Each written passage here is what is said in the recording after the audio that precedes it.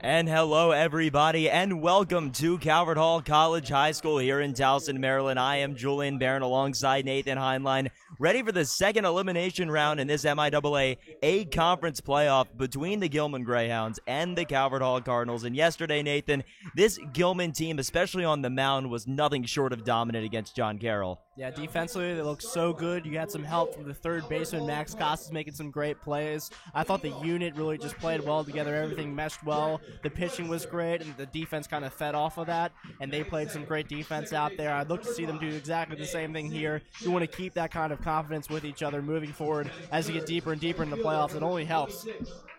Absolutely, and here are your starting lineups for today. For Calvert Hall, leading things off will be Webster in left field. Then Javis will be at second base. Murphy will be in right field. Matheny will bat fourth. He will be at catcher. Elmore will bat fifth. Nieto will be the third baseman. Then Blair will be DHing for the pitcher Henschel. Poling will bat eighth in center field, and Torres will be the shortstop, and he will bat last. And here comes your Gilman Greyhounds lineup. Leading off is Alex Slodzinski, the DH. Then Charlie Darby, the senior shortstop, will bat second. Max Costas, the third baseman, will be third. Pierce Bennett in the cleanup spot today. He will bat fourth, and he's at first base. Drew Ehrlich, the catcher, will bat fifth. Mike Willis, the pitcher, will bat sixth. Ryan Williamson will be at second base, and he will bat seventh. Joe Melanson eighth, and then Tyler Martinez ninth as we step aside for the national anthem.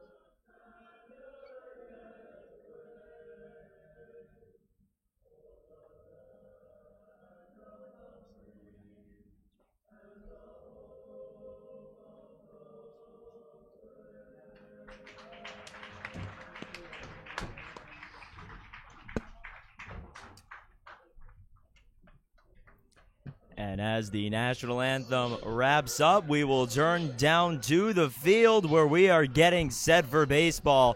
Playoff baseball. The loser of this game will go home and end their season, while the winner will go on to face Archbishop Curley, who lost to Archbishop Spalding yesterday.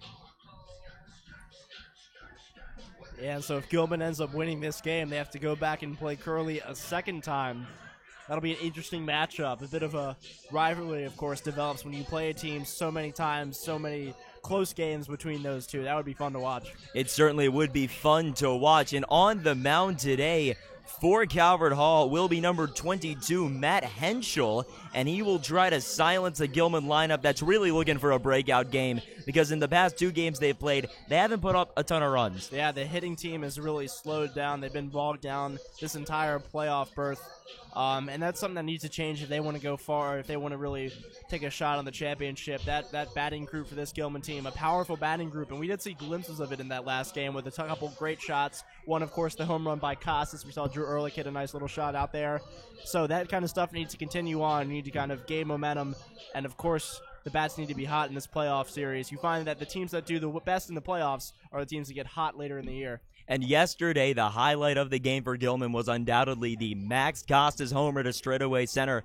That ball could very well still be in the air, because that was shot as far as you could possibly put it. It put Gilman up 1-0, and that proved to be the difference, as John Carroll would not pick up any runs on the day, and Gilman would go on to tack on another run and win the game 2-0. And now we send it down to the field where we're getting underway. Alex Slodzinski for Gilman steps into the box against Henschel.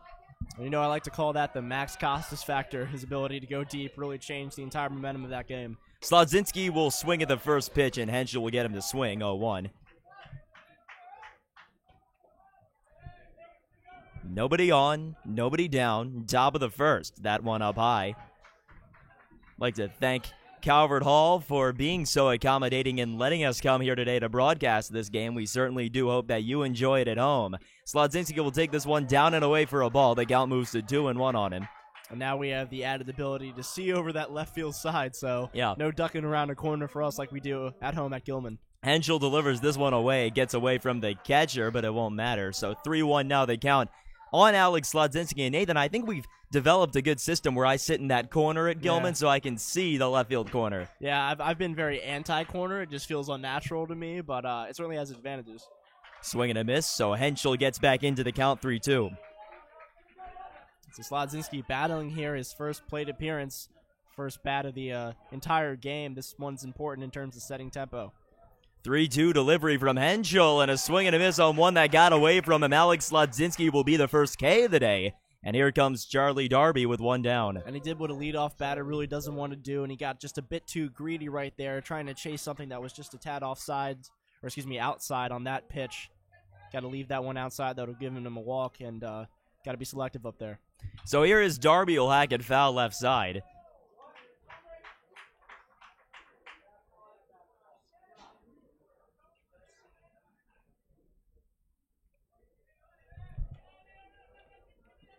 Henschel delivers to Darby. Another one foul left side, sharply back towards the Calvert Hall dugout.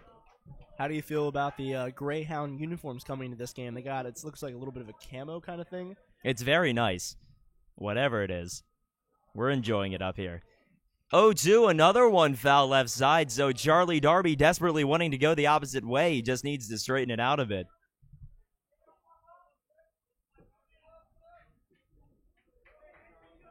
It's been a little bit late so far in his plate appearances. Another one fouled left side. 0-2 the count here on Charlie Darby, and it's been that way for quite a while now. Yeah, he's certainly right there, just on the cusp of making solid contact with it. Needs to adjust some things. He's just a little bit late getting there. He's got to speed up his bat if he wants to put that one in play. 0-2 one more time to Charlie Darby, who puts this one on the ground down to second base. Gloved, and the throw over is in time to record the out from Javis. So 2 down in the inning, and here comes Max Costas, and we know that he's got the power. He reminded us yesterday. Let's see if he can bring it once more. And it did feel like he was sort of in a cold streak for a while, where he had a couple of plate appearances that didn't go his way. Of course, we had that loss against Curley where he had that line drive, which was a great hit, but it was caught, and he seemed devastated after that. He came out that game, fired up, made a nice hit. Costas on the ground down to Nieto, who will make the throw over, and a pick to record the out. A nice play made there. That was Torres, at shortstop, and that will end the top of the first. So Gilman will come up to bat in the bottom of the first inning. Calvert Hall will come up to bat in the bottom of the first inning because we're here at Calvert Hall, and we will see if this Calvert Hall lineup can do some damage against Mike Willis, who steps to the mound today for Gilman. He's trying to make sure that he can solidify his spot in this postseason rotation as they head towards the championship, hopefully for the Greyhounds. Yeah, and plenty of these pitchers are going to have to come in late on and make some big plays for their team when they need to. So his plate appearance here is going to be, important again.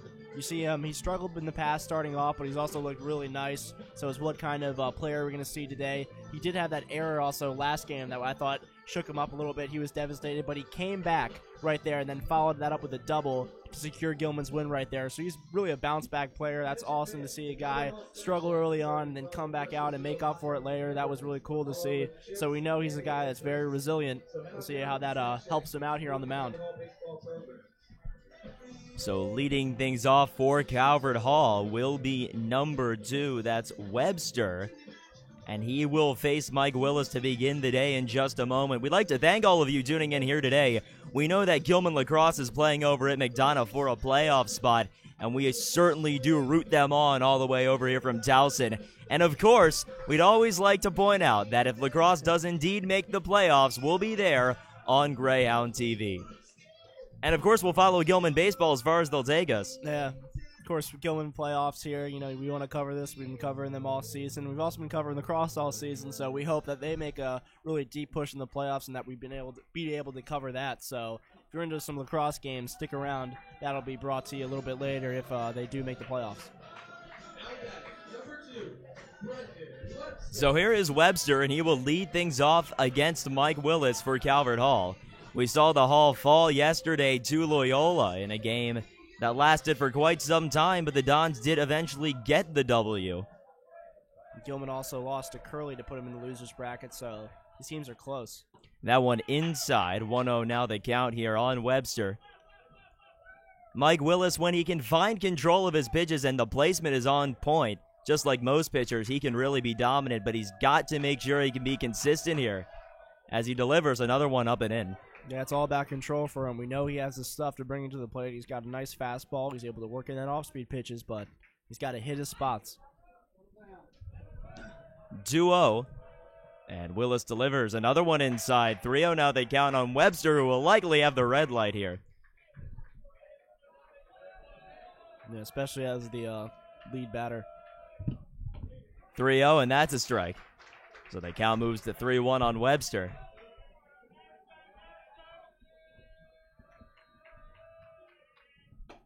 And that one delivered up high to Webster, who will take his free base. And Mike Willis has put the first man on for Calvert Hall via the walk. Yeah, it always hurts to walk that lead runner because we talk about it a lot on the broadcast. That lead runner is so important. You get that guy out, it really puts a big hole in their offensive attack. But when he gets on base, he's able to do stuff. He's usually a fast guy that's able to move on the bases. So now Gilman has to protect against that early on. So here is AC Chavez, that one away. Chavez here trying to continue this inning with nobody down. Trying to ensure that he doesn't get out. Finds a way on base as he goes and has a word with his third base coach. Now Mike Willis will also have a word at the mound. Drew Early comes over to join that meeting. Like to remind everybody that you can follow us on Twitter at Greyhound_TV. Once again, that's at Greyhound_TV for all things Gilman Athletics and live broadcasting for the Greyhounds. That's what we do, and we're glad to bring it to you. On first base is Webster, and batting here is Chavez, AC Chavez. The 1-0 delivery, that one will catch the corner for a strike. A late call, but it was right there. 1-1, nobody down, man at first, and Chavez trying to do something here. The throwback not in time, just trying to hold Webster. Yeah, and usually that first throwback, that first pickoff move from the pitcher is a little bit slower as he's trying to catch the guy off guard the first time, and then the second time he's going to throw it a lot harder to try to pick him off. That one away, so the count moves to 2-1 here on AC Chavez. Willis can't pay that guy too much mind. He's got to worry about the batter in front of him. 2-1 the count, man at first base, delivered to Chavez. This one will be taken inside. They're going to say it didn't swing, so we go 3-1 on Chavez. I think this is a really crucial at-bat because you can't walk the first two guys. That'll look really bad to the pitching coaches. They'll think you're getting sloppy. He needs to come back strong and get this out. 3-1 will be taken for a strike at the inside corner. Nice placement from Mike Willis to get back into it. Full count. 3-2, nobody down, man at first base, and Mike Willis trying to get the first out of this inning at least. Runner goes delivery. This ball is popped up foul. So it looks like they put on the hit and run trying to maybe make something out of that. It's a big play right there for Calvert Hall, but just couldn't straighten that one out because you knew he was coming to you there because it was a 3-1 count, now 3-2. So you knew he was going to give you a fastball. He couldn't afford to walk you. So we'll do 3-2 once more. Nobody down, and Mike Willis working against Chavez. The throwback, again, not in time, just making sure Webster doesn't get too excited at first and try and take second behind the back of Mike Willis. Yeah, you gotta let that guy know you're right there paying him attention so he doesn't get comfortable with his lead. 3-2 and a swing and a miss by Chavis. The first strikeout of the day for Mike Willis, and he will sit AC Chavis down in favor of Murphy, who comes up in the 3 spot. And that pitch had some really, really great movement, Jules. It fooled him on there. He thought it was in one spot. It dips down. And, of course, Drew Ehrlich with a nice frame to get that call. And that, again, was a really important at-bat because had he have walked him, we would have walked the first 2 guys. That would have set a bad tempo early on. So here is Murphy, who will take that one for a strike at the bottom of the zone. Mike Willis working the off-speed, pitches in a bit here. With Webster on first base, the throwback not in time. This does set up the double play opportunity. If, of course, Murphy puts a ground ball down to a playable area in the infield, this fouled back straight away. And we have Connor Duke, our cameraman, who thought that was coming right at him. Duke, there's a net right there, man. You're safe. You're not going to get hit by any of those. I know. It scared me a little bit, It's too. terrifying when you forget the net's there, but thankfully it is. He's jumped back to Miles. Great. They count 0-2. Murphy facing Willis. He'll put this one on the ground. It'll go right past Charlie Darby for a base hit to left field. So Murphy will reach first base, moving up the lead runner to second base in Webster. And now we get a look at the cleanup man, Matheny. And, one thing you have to think about with this turf field is some of those ground balls, they're not going to lose any speed. They're going to keep going right away. And so as an infielder, you got to be ready and get some hot shots back at you. It's not going to slow down. You don't have the nice comfort of the infield grass that usually gives it some friction to slow those balls down. Those will be coming at you completely unstopped, and you got to get a glove down. With men on first and second, Garrett Matheny will take that one up and in for a ball. Mike Willis has delivered a lot of first pitch balls here. Needs to find a way to get ahead of these batters, Nathan. Yeah, last game we saw a pitcher on the opposite team that was really great in getting that first pitch strike, and that set a great tempo. He was pitching really well throughout that game. Swing and a miss at some off-speed stuff from Mike Willis. The count goes 1-1 here on Garrett Matheny. Nick Collier yesterday of John Carroll did have a great start for the Patriots. Yeah, it seemed like he started with 2 strikes almost every at-bat, and that made things a lot easier. That ball struck past Costas. It'll be down the line for a base hit towards the corner, and it bounces off the fencing. Coming in 1 run. Here comes a runner to third base. He'll be safe, and it is 1-0. Or are they going to say this is a foul ball? We have some conflicting signals down here. Interesting. It looks like they will say it was foul. My goodness. Man, that would look like that was going to be a huge break open point there for that Calvert Hall hitting team. That was a great shot, and we had at least 1 run there, and that really would have been a huge sway in their favor early on. But if you're Mike Willis, man, you got to be pretty happy with that. This gives you a little bit more life here. And perhaps that was an overriding call because everybody was acting as if that ball was in play. It skirted right past the third base line. That'll be taken for a ball as Matheny stepped out. So no damage done there, just a foul ball. Again, like you always say, Nathan, baseball, a game of inches. That's how close it is between being a Calvert Hall lead and just being men on first and second. Matheny will put it towards right field. That's going to fall, and he gets his base hit. Going over to get at the right fielder. The throw in will be in time to hold 1 runner at third, but a run does score. It's 1-0 Cardinals. This Calvert Hall hitting team has come out there and been swinging with authority. Some of these shots have been really nice. It's fallen in between the seams of the Gilman defense, and if you're Mike Willis right here, you got to stay calm and cool and collected. Show some poise, come back and get a strikeout here or force the ground out. You got to have things starting to trend in your direction. You don't want this game to slip away. If Calvert Hall is able to build an early lead, this could look really bad going forward for the Gilman Greyhounds. So here is Elmore. With the runners at the corners, he'll take that one for a strike at the outside corner to begin his at-bat, and there's the first pitch strike that Mike Willis so desperately needed. 1-0 Calvert Hall here at Carlo Crispino Stadium in Towson. 1 down, and the delivery runner goes, and this can be put down. They're going to try and bring in the runner. They won't have a play at home. A run scores, but they get the out at first. What a great job right there by the batter to knock that ball right in play. That couldn't have been hit any more perfectly. It just kind of fell in a zone where none of the players had a really great play on it. So the pitcher, Mike Willis, had to come up, got a run right there. That's how you play small ball, move guys across, and again, runs early. It sets the tempo. It puts you in an early lead. Really makes your pitchers pitch with more confidence because they know they have that lead no matter what happens. Man on second base. Here's Gabe Nieto will take that one away. 2-0 Calvert Hall here in the first inning. Gilman's got its work cut out for it early.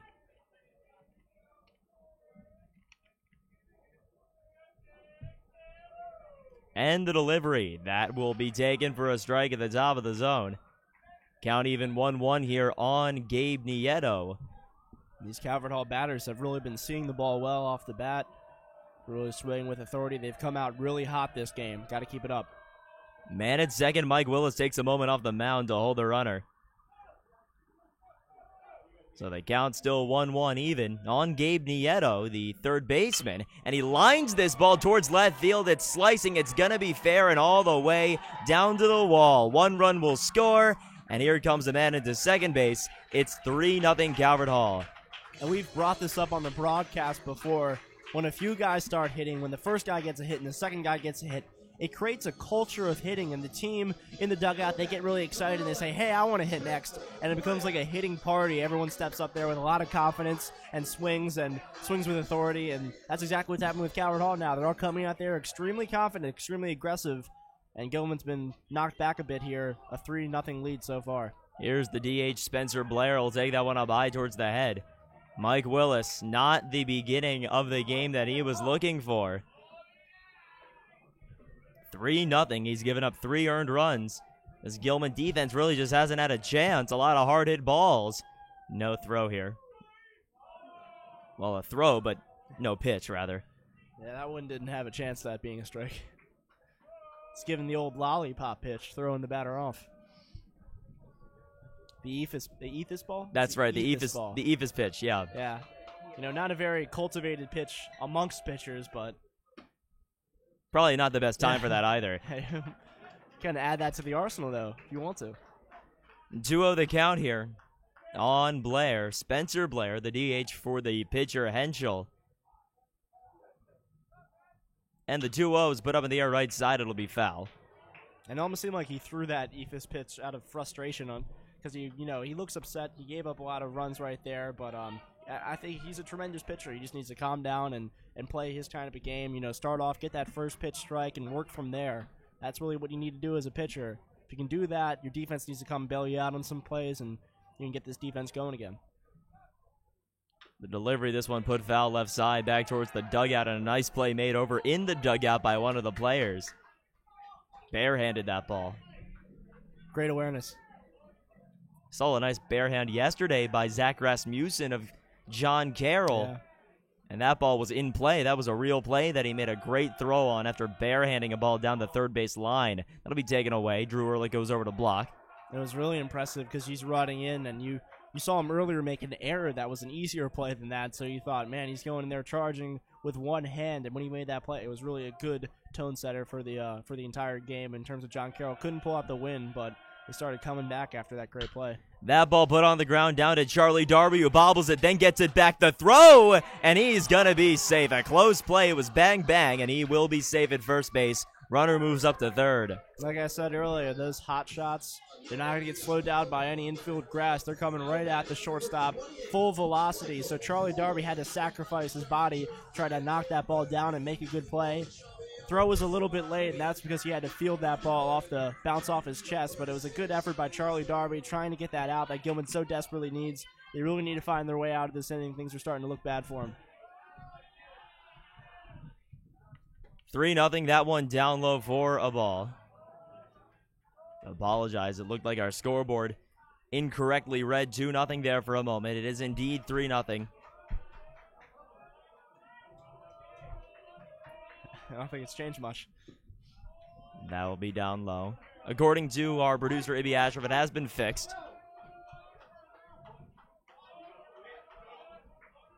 And they count 2-0 here with 2 men on, runners at the corners.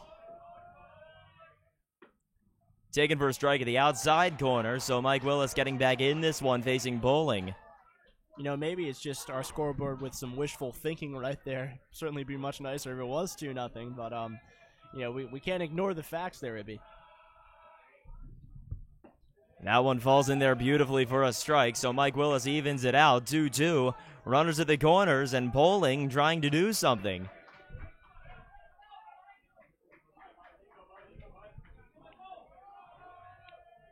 Two with 2 down. Willis to the plate. And Poling not tempted.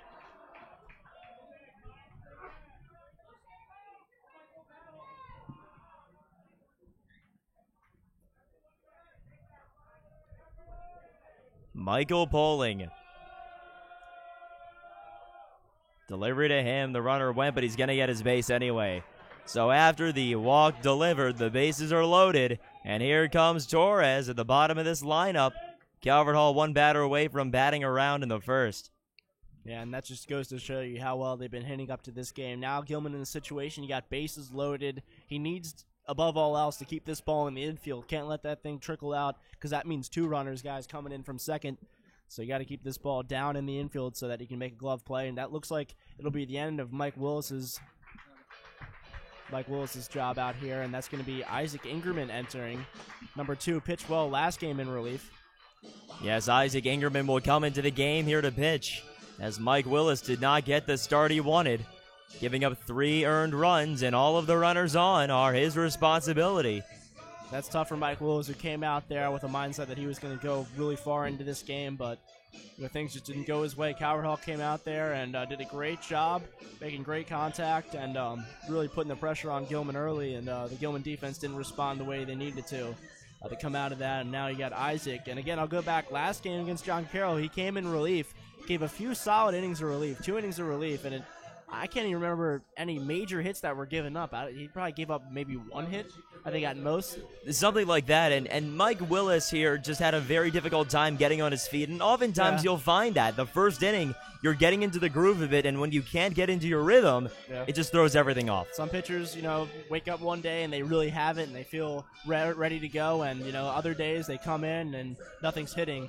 Looks like we got Teddy Radel bringing us some statistics right here from the first game. He's keeping score for us, which is fantastic. So with 2 down and the bases loaded, Isaac Ingerman will come on to pitch.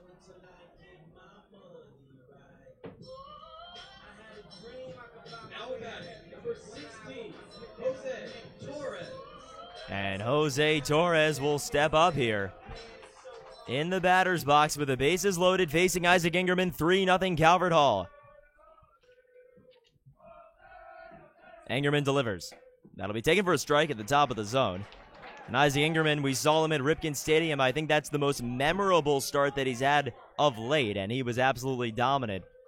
Hoping to see some more of that. Another one for a strike, that time finding the opposite corner of the zone. 0-2 here on Torres. I'll tell you what, you come into relief and you get 2 quick strikes. That looks really great for Isaac. He certainly settled in really easily here, and that's how you work a count early. He's really trending in his direction. He's got plenty of pitches to play with right now. The count 0-2 in the delivery, that one taken, just missing.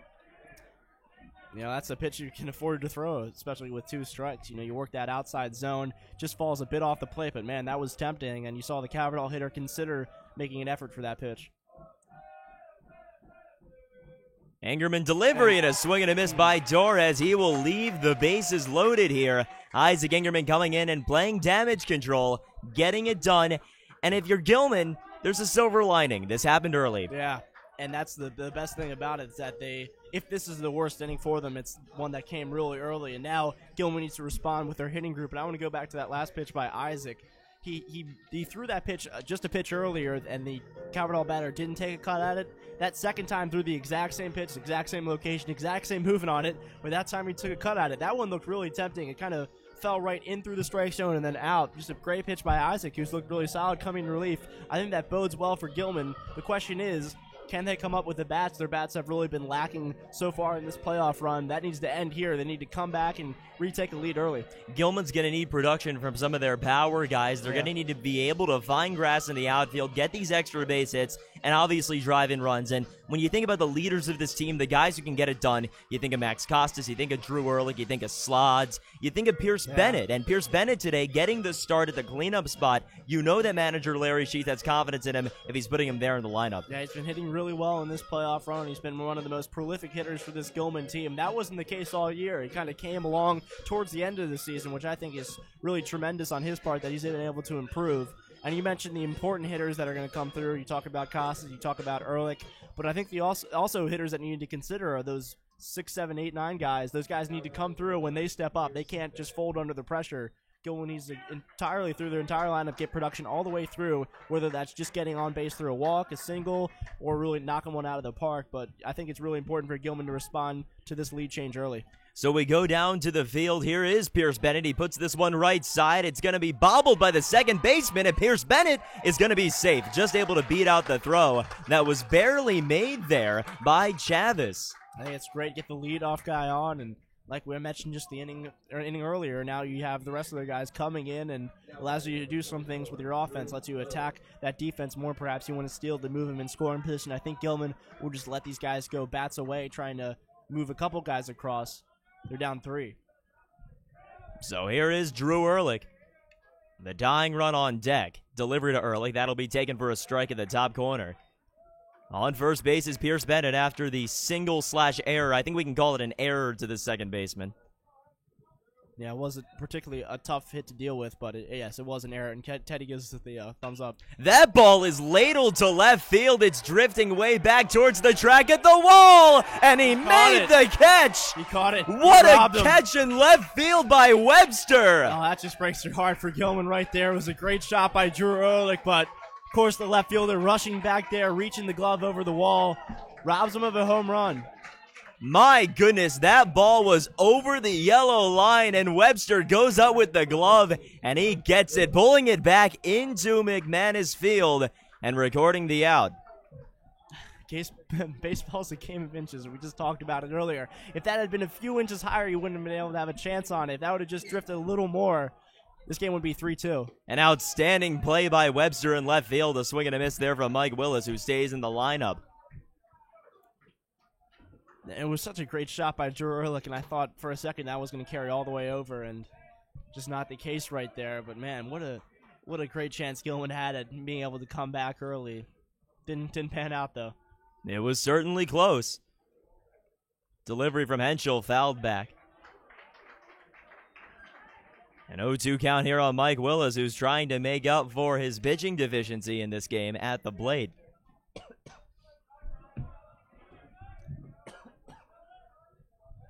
Throwback not in time.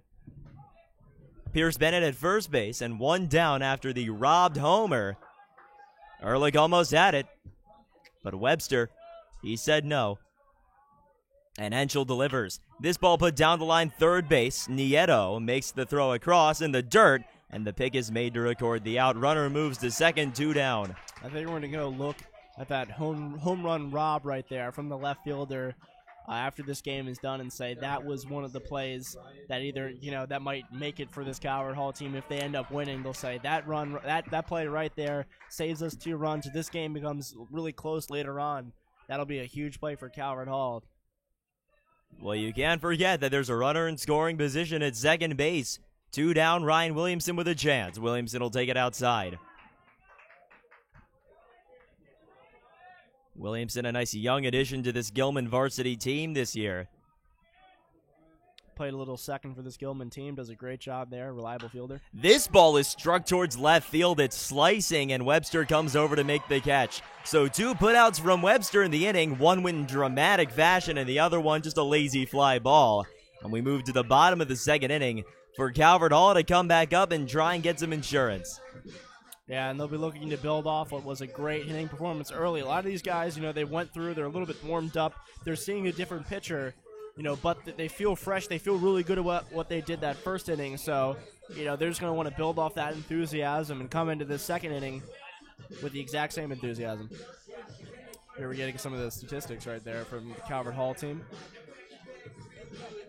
And as we move into the second inning, the bottom of the second inning, rather, we'd like to remind you that you can find all things Greyhound TV at greyhoundtv.org.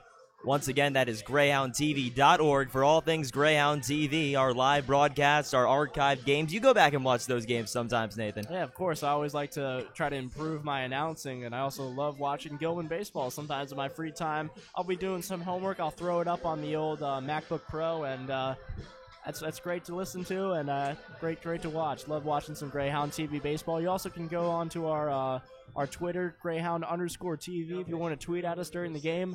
We would love to hear some of your guys' tweets. We've had some great topics of conversation earlier. Hopefully that one will come to mind. But yeah, Greyhound_TV. give you live updates, and we like to bring stuff, great plays that we've had. But I think we put our hype video somewhere on Ground TV. Yes, it's on the YouTube page. It's on the YouTube page. And we have a new pitcher coming on for Gilman. Number 6, Ryan Williamson, will be on the mound as we head to the bottom of the second inning here. 3-0 Calvert Hall, and Williamson, the youngster, will be charged with the task of holding this Cardinals offense scoreless in this half of the inning. And we know that the young guys on this Gilman team, they're not afraid. We saw Rosenfield yesterday storm out of the gates and dominate the John Carroll Patriots. Yeah, and the pitchers, these young pitchers have a lot of confidence, and that's because Larry Sheets instills a lot of confidence in them. He puts them in big situations. He relies on them. And because of that, they come into the game with a lot of confidence, and they play well. So here's Webster, who had the outstanding catch in left field. That'll be a strike delivered there. If it weren't for Webster, this could be a 3-2 game. Fouled right side.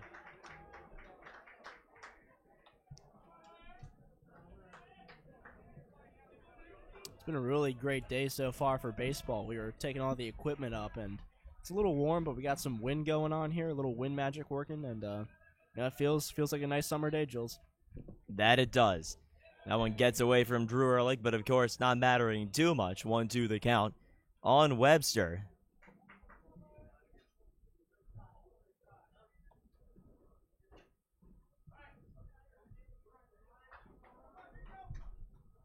Williamson ahead, facing Webster, who's at the plate for Calvert Hall. And the 1-2 delivery. This one put up in the air left side. Going over Ehrlich, it'll be out of play. With a loud bang on top of the stadium roof. And what's interesting about this Calvert Hall stadium is that there is a ton of parking directly to the right. And there have been balls that have been known to hit cars over there. We've seen it firsthand. Well, Jules, knowing that, of course, you parked far away. I didn't. You no, did. I'm He's taking. right there in the line of fire. I'm taking the risk today. 1-2 from Ryan Williamson. This ball put up in the air left side, and it'll drift back foul. It's the worst game of lottery known to man. It's like, you just might get unlucky, and there's a very small chance of it happening, but you might just be the lucky, unlucky one whose car gets a completely shattered windshield. I really hope not. This one, another one, fouled back sharply this time to the right. And Chazray just told us that his car might be in a little bit danger too. Yeah, you gotta park. You gotta first drop all the equipment off and then swing around somewhere else. But that does leave you with a long walk. But it does save you what could be a really nasty visit to your auto repairman. Ryan Williamson delivers this one up and in for a ball. Of course, we have to give a big shout out to our entire GTV crew, Connor Doak on the camera, and then of course we have Ibby Ashraf and our faculty advisor Cesare Giganti. That one's gonna hit him in the helmet. He'll take his base. That's a high inside fastball right there, and man, if you're a batter and you're just a little bit late turning away from that ball, that'll hit you right in the kisser, Jules. Not where you want to get struck, and especially with some of these pitchers throwing some high heat right there. That one certainly doesn't feel too good, but he was able to turn away from it. I was very young when I was playing. It was the first year they let kids pitch in baseball, and I got drilled right in the neck. That's something I right in the windpipe, too, so I was down for a while. But, yeah, he was lucky enough for that where it hit off the side of his helmet. Did protect himself right there, and certainly didn't feel too nice, but could have been worse. So here is Chavis, who shows bunt, cannot get it down, and the faked throw by Ehrlich will not be made.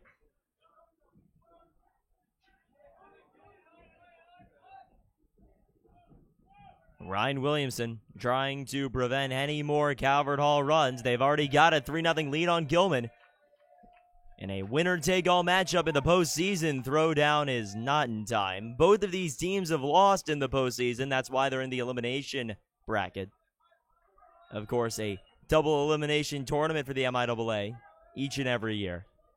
Yep. Gilman losing to Archbishop Curley in the first round, and then yesterday, Calvert Hall falling to Loyola.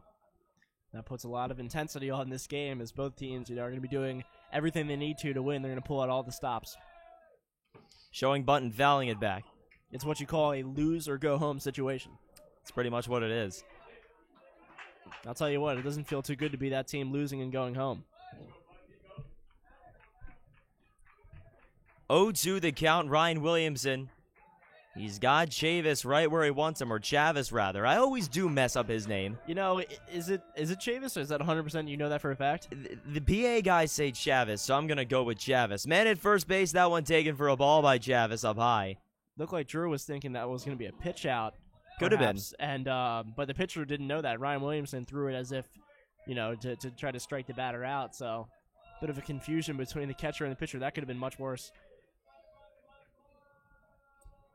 Man at first, 1-2 to the plate, and another one up towards the head. Backing away there was Chavis.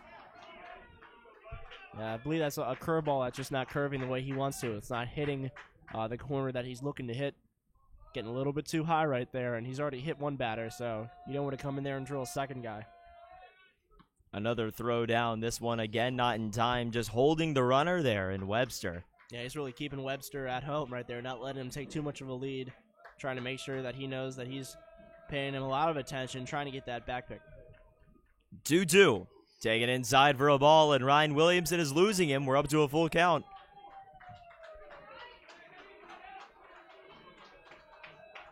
This Gilman crowd comes alive a bit. Here at Crispino Stadium, 3-2, man at first, facing Chavis, the delivery, and he will not swing, and he's got a free base. So now another situation like we saw in that first inning where you have the pitcher, a new pitcher coming out, giving up 2 walks. And now a situation arises where you have runners on first and second, no outs. And I'll tell you what, that's tough to come out of that an inning where you start off with no outs and 2 runners on and come out completely unscarred. So Gilman's have to play damage control right there, hope a few things go their way. Ryan Williamson on the mound for Gilman, who is in relief of Isaac Engerman, who was relieving Mike Willis, who gave up 3 runs. Taken up high, a floater that got away from him. Murphy stands in now against Williamson, the righty for Calvert Hall in the 3 spot. On deck, Matheny. Men on first and second, Williamson. A 1-0 count here on Murphy. And he delivers. Murphy will take it inside.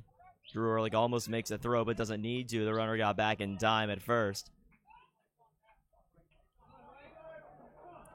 Gilman, it's not dire yet for them, but they've got to do something. Hold Calvert Hall and get some runs. 2-0, and that's taken inside.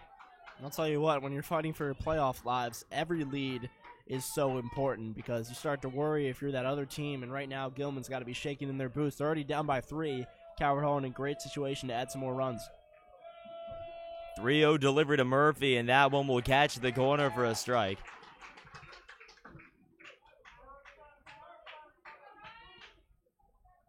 Ryan Williamson with men on first and second to worry about. A nice hitter's count here for Murphy, 3-1, and the delivery on the way to the plate.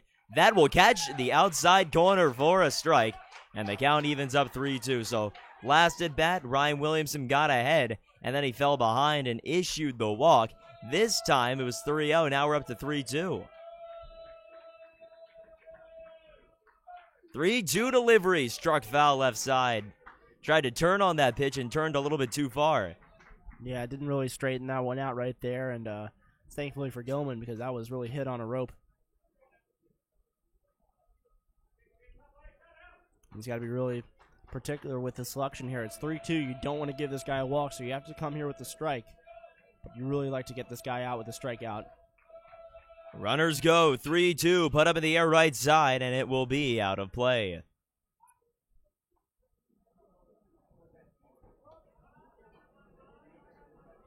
Some defensive info for you for Gilman. Mike Willis is at first base now. Pierce Bennett moves to second, as Ryan Williamson is on the mound, who would normally be playing second base. Murphy at the plate for Calvert Hall. Men on first and second. 3-2 one more time from Ryan Williamson. Put up in the air right side. Playable. Now coming in on it, making the catch. The throw will be made and the runner will be held at second base. So a nice job there from Joe Melanson to hold the runner and make sure the tag wasn't put in place. Yeah, it's important that you come in there, you give it a little crow hop, and then you put it on a line right to that third baseman, trying to prevent these guys from taking the extra base on the tag. That's really important. So good job by Joe getting in good position to make a sharp throw, and the runners didn't even want to try him right there. That he knew that he was going to make a strong throw and that he was in a perfect position to prevent them from taking more bases. So here's the cleanup batter, Matheny. He will face Ryan Williamson here with one down. Runners on first and second base for Calvert Hall, who already has a 3-0 lead. Williamson looks back to second, and here comes the first pitch to Matheny. So I'm put up in the air, right side, and it'll go foul. Back towards the cars, back towards my car. Oh, and apparently it did. Ding, ding, ding. We have a winner. Some lucky person just got their car hit by a baseball, and that's not the prize that they wanted to come home with. And I'm going to have Derek Thompson go check to see if it was my car, one of our GTV producers. And there's another thing with some of those balls. There's a little bit of a gap between the stadium and where we're sitting, so potentially a foul ball could come and land right here, right in our little booth. It could. Wouldn't that be something? That really would be something. It'd be perfect placement. We've never seen that before here. That's a strike. A called strike at the top of the zone to Matheny. The count goes 0-2. Ryan Williamson, if he gets this out, that would be huge. Yeah, because then you'd have a situation with 2 outs, and that allows you to be a little more relaxed if you're on the mound. Apparently, Cesare, it looks like it hit your car. I'm actually on the roof. We're going to get more info on that in a second. Our faculty advisor, Cesare Giganti. We are not joking. 0-2 delivery, put on the ground left side. Coming in a dive, Costas can pick up the ball and throw not in time. So everybody's going to be safe on what could have been a ground out. A tough play towards the hole. Costas was up with it, made the throw, but not in time. All right, we're getting ready from Derek Thompson, who is, of course, our foul ball correspondent, who's going to be checking to see if any of these cars get damaged. It did hit our very own Cesare Giganti, faculty advisor's car. There is no damage. It bounced off the roof. And I believe it might have taken a hop before it bounced off the roof. Did it land directly there? You had no clue. But we know it did hit the car. And, yeah. So... little concern there, but we're all good. Yeah. What are the odds of that, though? It did hit one of the cars. Wow, that's really something. I was hoping it wouldn't be mine. It ends up being Cesare's. Thankfully, no damage. That's what we like to hear. Yeah. Well, that we can see from here. But Ryan Williamson trying to prevent more damage here, provided by the Cardinals. The bases are loaded. This is Elmore. That'll be taken down low for a ball. 2-0 the count. Ryan Williamson, will have no place to put Elmore. Yeah, but he does have to come to him right here. 2-0. Bases loaded, and time is called. Yeah, bases loaded. You only need, you need 2 outs to get out of this inning. So, the thing that Gillen would like the most would be a nice, sharp ground ball to the shortstop. So he's gonna be trying to force it low. Doesn't want anything to stay up in the air. The guy on third will be able to tag. 2-0 up high towards the hands, and it's 3-0, and Ryan Williamson must go to him here. And you cannot walk this guy with bases loaded, because that would be a free run that you just give away. So if anything, just try to put it, it's really tough. You got to come to him here, so you got to put it in a spot that he can't reach, but it's also a strike zone. That's down low, and he's going to walk in a run. 4-0 Calvert Hall. A really, really tough situation there for Ryan Williamson. Yeah, I mean, that's because if he gives him something that looks too good, he's going to tattoo it out in the outfield, but he's got to come to him here. You can't afford to walk that guy.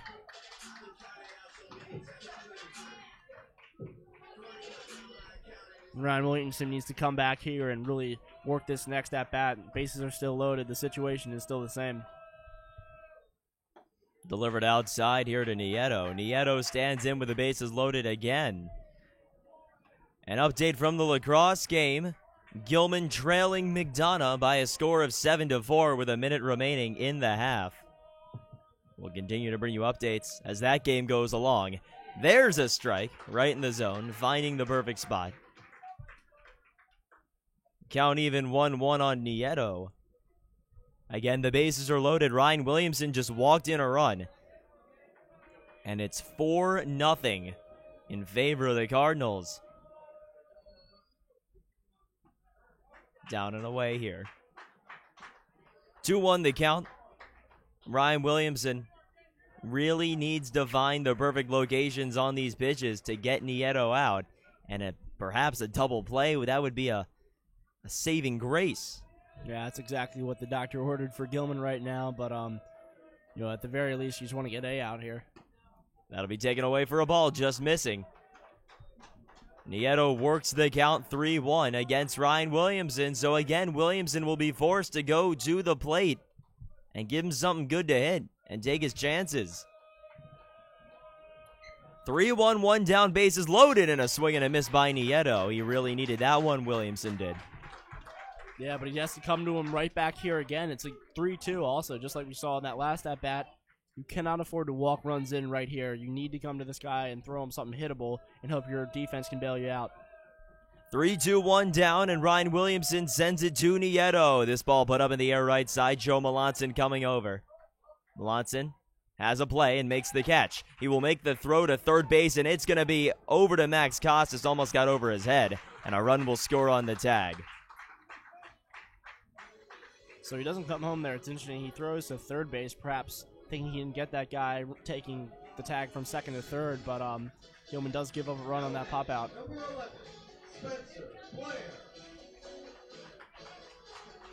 Five nothing here. Calvert Hall leading Gilman in this must-win game. And up to this point, it's been all Calvert Hall. That it has.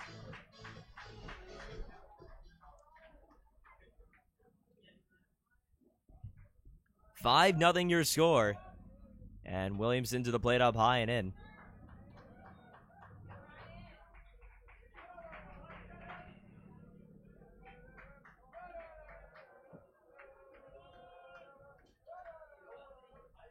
Runners at the corners. Two down. Williamson with a 1-0 count here. And he delivers to Blair. That one again up towards the face. A first and third situation.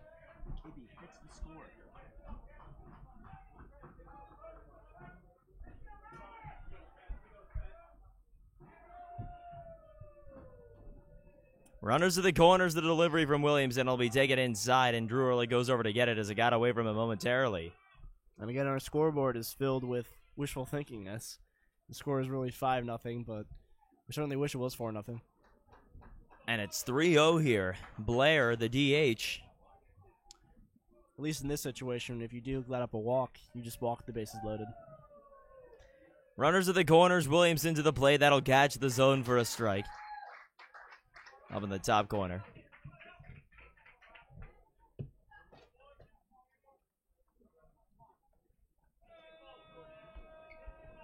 (3-1), two down, and Williamson facing Blair will deliver.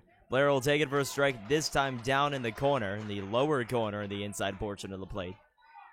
And he's really battled back here. He started off 3-0, and now it's 3-2. He's working the count, doing a great job, and he just needs to finish him here. Full count delivery on the way. Runner goes to second base, put down to Costas, who scoops it up, and he will make the throw across to end the inning. But the damage has been done. 5-0 Calvert Hall and Gilman. They've got work to do on the Greyhound sideline, or dugout rather, as Gilman's lineup will need to come alive against Henschel. Yeah. Julian, what were you picking at right there? You seem like you were taking a little pick of that box. Well, we're going to have to talk about this really quickly. So a huge thank you to Trip Myers, one of the Gilman baseball players' uncle, who came down from New York and bought us free chicken wings. We got some free wings. I can't deny some free wings right there, and they've been delicious. Some Red Robin wings. Red Robin, not known for their wings, but they certainly do the job right here. So a big shout out to him, and it is my belief that there's also a few other of you guys watching out from New York, or at least relatives of Trip Myers. So a big shout out to you guys, and we really appreciate this generous offering. He also brought us some soda as well. Been really keeping me hyper, keeping me involved in this broadcast. So coming through are the Meyer family. Yes, thank you so much for that. That's certainly helping us out, keeping us fueled here at Greyhound TV. Joe, and if I don't mind if I do, I might just take a wing right here, just kind of dive in a bit. You know, maybe I will too, right here on the air. We'll both. We talk about food a lot on the air, but this is a great opportunity to, again, talk about food. Little wing taste test right here live on the air.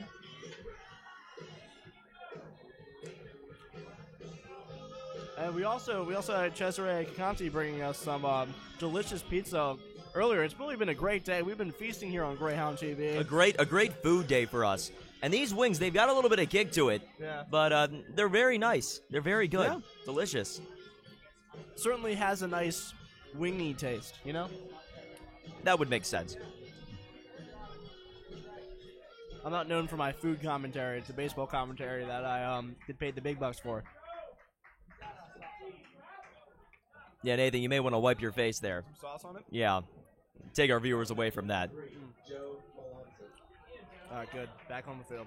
So here is Joe Melanson to try and spark a rally for Gilman. He'll take it outside for a ball here in the top of the third inning on Greyhound TV.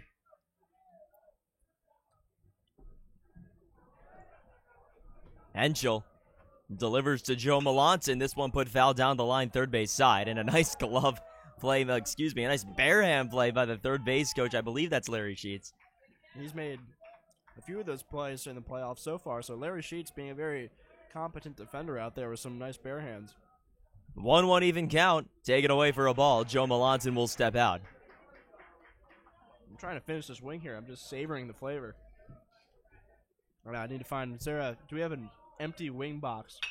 That ball is struck down the line left side. It'll be a base hit towards the corner. Joe Melanson will stop at first base and settle for the single. So a leadoff hit from Joe Melanson, and perhaps that can get this Gilman offense going. Yeah, the Gilman offense now needs to find some wings of their own and fly into a good position here. Very to come nice. Back. Yeah, how about that alliteration right there? Could have been better. But, they need to get the thing rolling here. So far, it hasn't been a really great hitting performance for this Gilman team. They need to respond to a very up-tempo Calvert Hall offense with their own solid offense. We know Gilman's capable of it. Can they get in the groove? But getting back into this game, it won't be free like our wings were. They're going to have to work for it. That ball's put down the line left side, going over Nieto, charging, making the throw in the dirt. It's a close play, but he's going to be out. He did a great job legging that out, and he almost had that play right there. So, just close things that need to start going in Gilman's favor if they want to come out and win this game. Just the small little things, a robbed home run here and then just being a second late right there. Big difference in this game.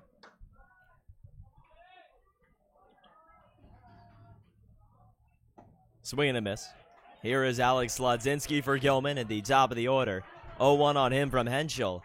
Second base, Joe Melanson after his single, and then he moved up on the ground out. On deck is Charlie Darby. Gilman looking for its first run of the day.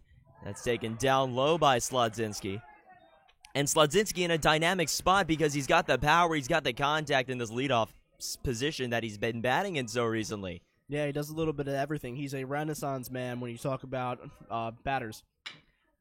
Put down to Nieto, who bobbles the ball, is going to have to pick it up and make the throw, and he recovers in time to record the out. Moving up to third base, Joe Melanson for Charlie Darby. And Nieto, he's had some rough going over the third base side, but he's been able to get it over across both times in this inning. Yeah, they've been tough plays to field, but he's really done a good job of keeping his composure and putting on a nice throw to retire one of the Gilman batters. Charlie Darby, the lefty, stands in against Henschel, man at third base. Darby, foul left side. In his first at-bat, he hacked it foul left side a ton, and he just did it again. Yeah, Darby needs to really start timing some of these pitches up. He's been really right there with the contact, just a little bit late. This one down the line left side. It'll be a fair ball. Joe Melanson will score, and Charlie Darby's going to go into second base after it got away from the left fielder Webster. And there's the first run of the day for Gilman. It's 5-1. And certainly that was a very close call, and if you would have asked me to make it, I perhaps would have said that it looked for an instance that it was foul. It did bounce off, I think, sticking out in that little. It would have been really tough for that to have started fair across that third base bag and then immediately run right into this little thing jutting out and on the foul side. I don't know what you would call that. It's like a little bit of a dent right there. Well, Nathan, if you're a Greyhounds fan, you're not going to be a skeptic right now. Now let's go with the flow. Henschel delivers this one for a ball. The first pitch to Max Costas, a guy that you have to pitch around. Yeah, you can't throw him any red dead fastballs. He'll take those Oppo, and those will be long gone. 1-0 the count on Costas. At second base, Darby. Costas takes it down low, gets away for a moment, but Darby will stay. Number 22, Henschel on the mound for Calvert Hall, giving up the first run of the day to the Greyhounds, and Max Costas trying to prolong this inning with 2 down. On deck is Pierce Bennett, who wants a chance. Time called. This Gilman crowd is loud here at Calvert Hall.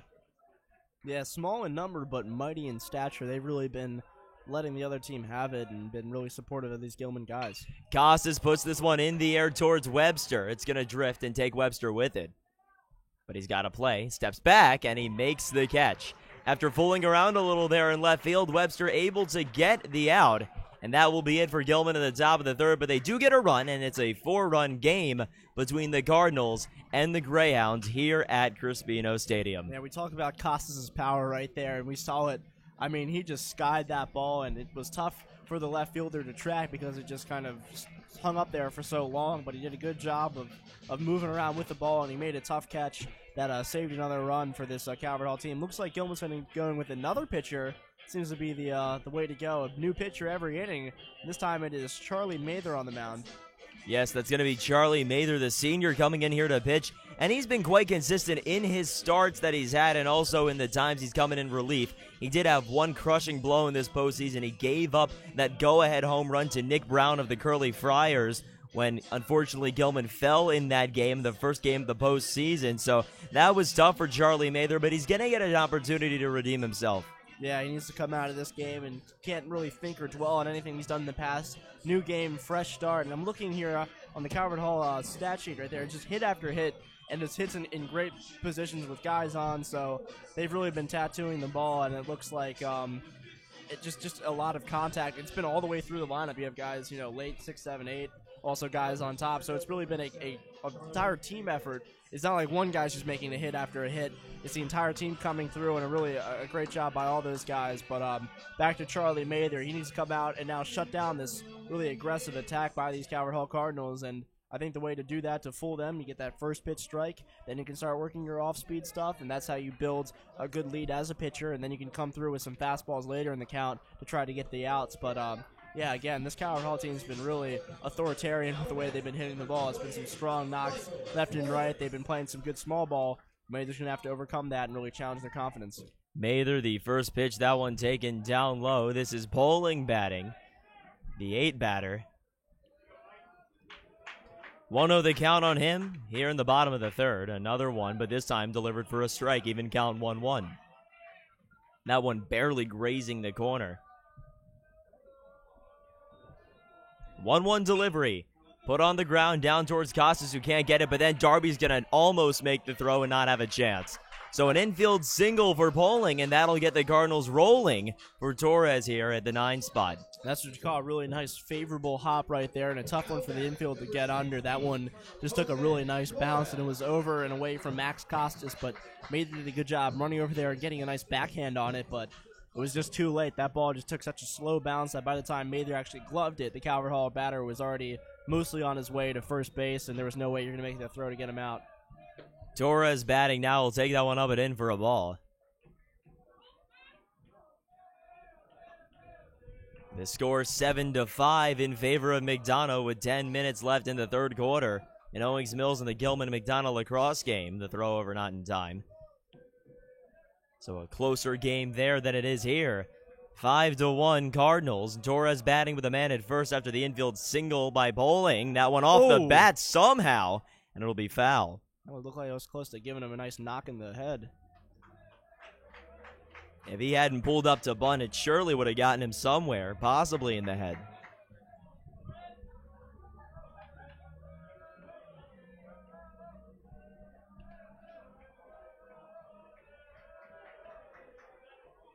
Man at first base, Charlie Mather pitching for Gilman, and that'll be taken away for a ball.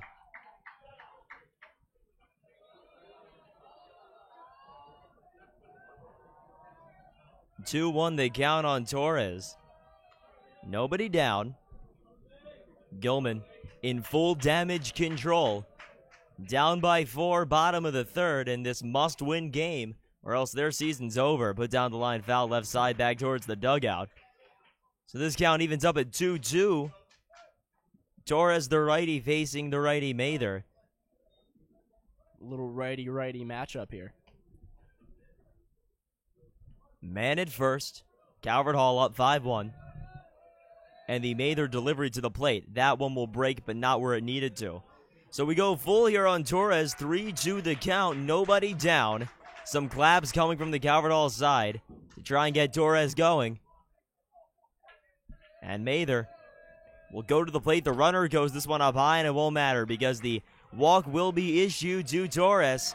And one on first, one on second. Here comes the top of this lineup in Webster. And this has been the exact same case for the past 2 innings. Calvert Hall's gotten 2 guys on with no outs, and it's been a new Gilman pitcher who just can't find his footing early on here.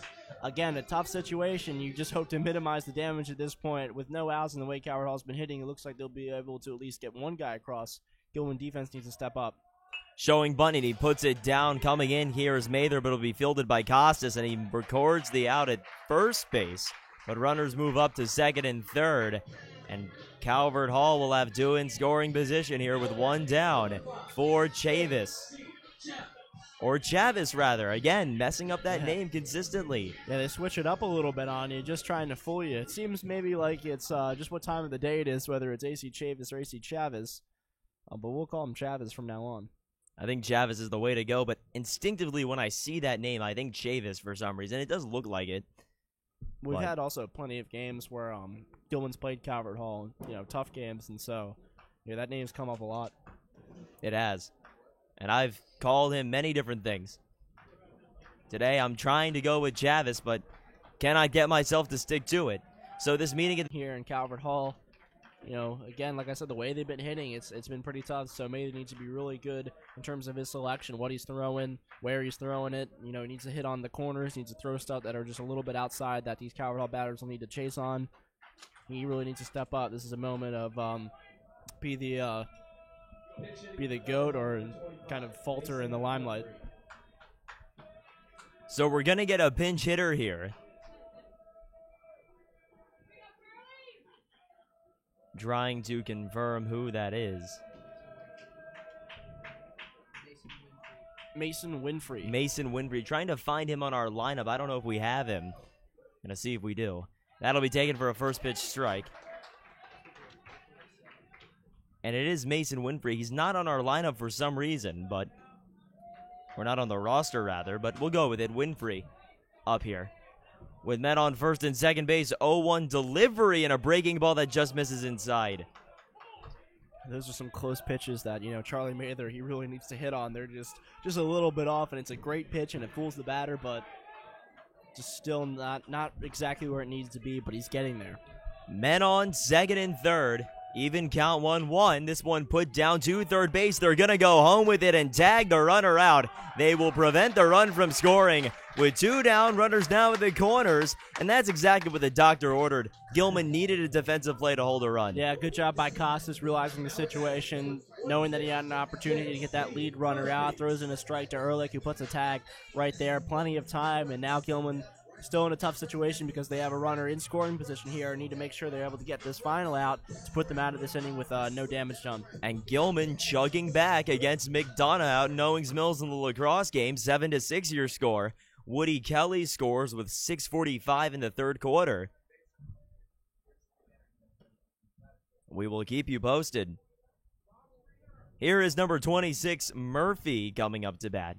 And, hopefully, Jules, we'll see 2 comebacks before the night's over. That's the hope if you're a Greyhounds fan. So Chavis is going to come in here to pinch run. It's interesting how the rules work in the MIAA. You can pinch run a guy no matter who he is. Yeah, pinch run at will, so you just put all the fast guys on if you want to. There's a breaking ball that finds the zone beautifully for a strike. Murphy had no answer for Charlie Mather. Yeah, runners at the corners. In the Major League, you do have to substitute that guy on defense as well, so. That's right. Not the case here. 0 on the count, 2 down. Charlie Mather will take a moment here. And it allows us to take a moment to remind you that you can follow us on Twitter at Greyhound_TV. Once again, that's at Greyhound_TV for all things Greyhound TV. That's taken down low and away.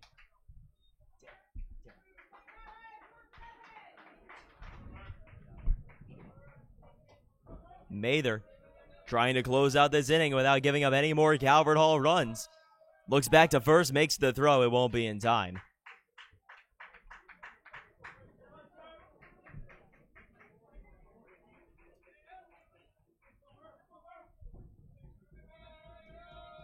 Mather, the 1-1 on the way to Murphy. This ball put up in the air foul. It'll be drifting towards where it could hit us, but it doesn't hit us. just, always a shred of doubt in my mind that perhaps that ball just skim right under where it needs to go and hit me right in the face. I'm certainly worried about that. Probably an unrealistic concern. Yeah, but it's still, we have irrational fears, and, it would really ease my mind if we perhaps kept the glove underneath us. That'll be taken away by Murphy. The throw will not be made down to second base, so the runner will take second base. 2 in scoring position here for Calvert Hall with 2 down now, as Chavis was not going to stay at first. He goes up to second base. And occasionally, if you have a first and third situation, the team on offense will try to get the catcher to throw down to second to then score the guy on third as a bit of a bait. That ball put down the line, foul, left side. Just barely foul. That would have been disaster for Gilman if it stayed fair. Yeah, Gilman, of course, can't afford to give up a big hit right here, especially with guys second and third. And we got 2 outs in the 2-2 situation, so Mather needs to deal and get out of the situation here. 2-2 on the way. This ball will be struck to center field. Tyler Martinez going back and making the catch. So Gilman leaves 2 in scoring position, or rather Calvert Hall leaves 2 in scoring position thanks to great Gilman pitching and defensive play. And we will work our way into the 4th here on Greyhound TV. Your score, 5-1. The Greyhounds, they need to find a way to come back and prolong their season. It's as simple as that. They've got some time to do it. Yeah, it was the first inning so far that we've seen out of the game where the Gilman defense was able to step up and get out of that inning unscathed. That's great going forward. Still a pretty big lead that's been given up. It's a 4-point lead right now for the Calvert Hall Cardinals, so Gilman still needs to get on the base path and move some runners across. But like we said, Julian, Gilman's a team that can come on in an instant in any situation and get some runs in a hurry. So Calvert Hall can't be too comfortable with this lead that they've developed up to this point. So they need to continue to be aggressive on the base path on the offensive side and really hope that their pitching holds up on the defensive side. I'd like to welcome all of you tuning in here to Greyhound TV. I am Julian Barron alongside Nathan Heinlein, a great crew that we have here for the game today. Connor Doak, Ibby Ashruff, Derek Thompson, and then, of course, we have our faculty advisor, Cesare Cacanti, overdoing the switcher, which we very much appreciate. We'd like to remind you that you can follow us on Twitter at Greyhound_TV. Once again, that is at Greyhound_TV. And then head over to our website for full archived games, our full broadcast schedule, GreyhoundTV.org. And Nathan, we got to talk about the fact that we are going to be covering the Baseball MIAA A Conference Championship and the B Conference Championship in the event. Well, actually, it won't even matter because Gilman doesn't have to make it for us to cover. We're going to be there anyway. We'll be there anyway. We'd certainly love it just 10 times more if we were able to cover Gilman in the championship. Of course, that's what we'd love to do, but if that's not the case, we'll still have, the nice benefit of covering the championship game no matter what. So we hope for Gilman to win, but if you want to watch that championship game, and no matter what the situation is, just because you love watching high school baseball, stay tuned and come on Greyhound TV during that time. We'll be up there broadcasting. That'll be the last broadcast we will ever do as Gilman students, so it's going to be really emotional for us. We'd love to have you across. We would love to have you there. Bad news for the Gilman lacrosse team, as in the matter of 2 minutes, they give up 3 goals. It's 10-6 McDonough out in Owings Mills. 1-0 the count here on Pierce Bennett, leading things off for Gilman in the top of the 4th. And Henschel to the plate. Fouled right side, or no, it's going to stay fair. Somehow curved back in, and it'll be an out. That looked like it was destined for foul ground, but rather, it's the first out of the inning. It's a tough way to give up your first out, too, because it was a ball that you thought would have easily drifted foul, and it's just the way that ball curved on this turf. Remember, the turf plays in a factor. That ball skipped right in there and really took a weird move, and yeah, just really unfortunate for Gilman. They would have loved to have that guy have an opportunity to get on base, but wasn't the case right there. Calvert Hall able to get the first out of the inning. The turf really does make a difference. And here you got Drew Ehrlich entering, and Jules, he probably should have called ADT after that last play because he got robbed. That he did. That'll be taken for a strike. Trying to eat wings in transition from batters, Joel, that's a risky business you're getting yourself into. You might have to call a game with a mouthful of wings. I'm going to have to leave the wings aside. This one is going to be fouled left side. The count moves to 0-2 here on Drew Ehrlich with 1 down. And they're looking tempting to you too, Nathan, I know it. Yeah, I'm just evaluating, seeing how many are left. We got 2 in there. I say we split it. You take Sure. that one right there, and I'll finish her off. 0-2. This ball's going to be struck to left center field. That'll get down for a base hit. Drew Ehrlich will pull up at first base and stay, and he's got himself a one-out single to try and spark this Gilman offense. Yeah, thankfully that one won't be caught, and Ehrlich was able to put another shot right on that one. He seems like he's on today. He's made some great contact so far, and now he's the first runner on for this Gilman offensive attack, and hopefully he'll get some help out from Mike Willis coming up.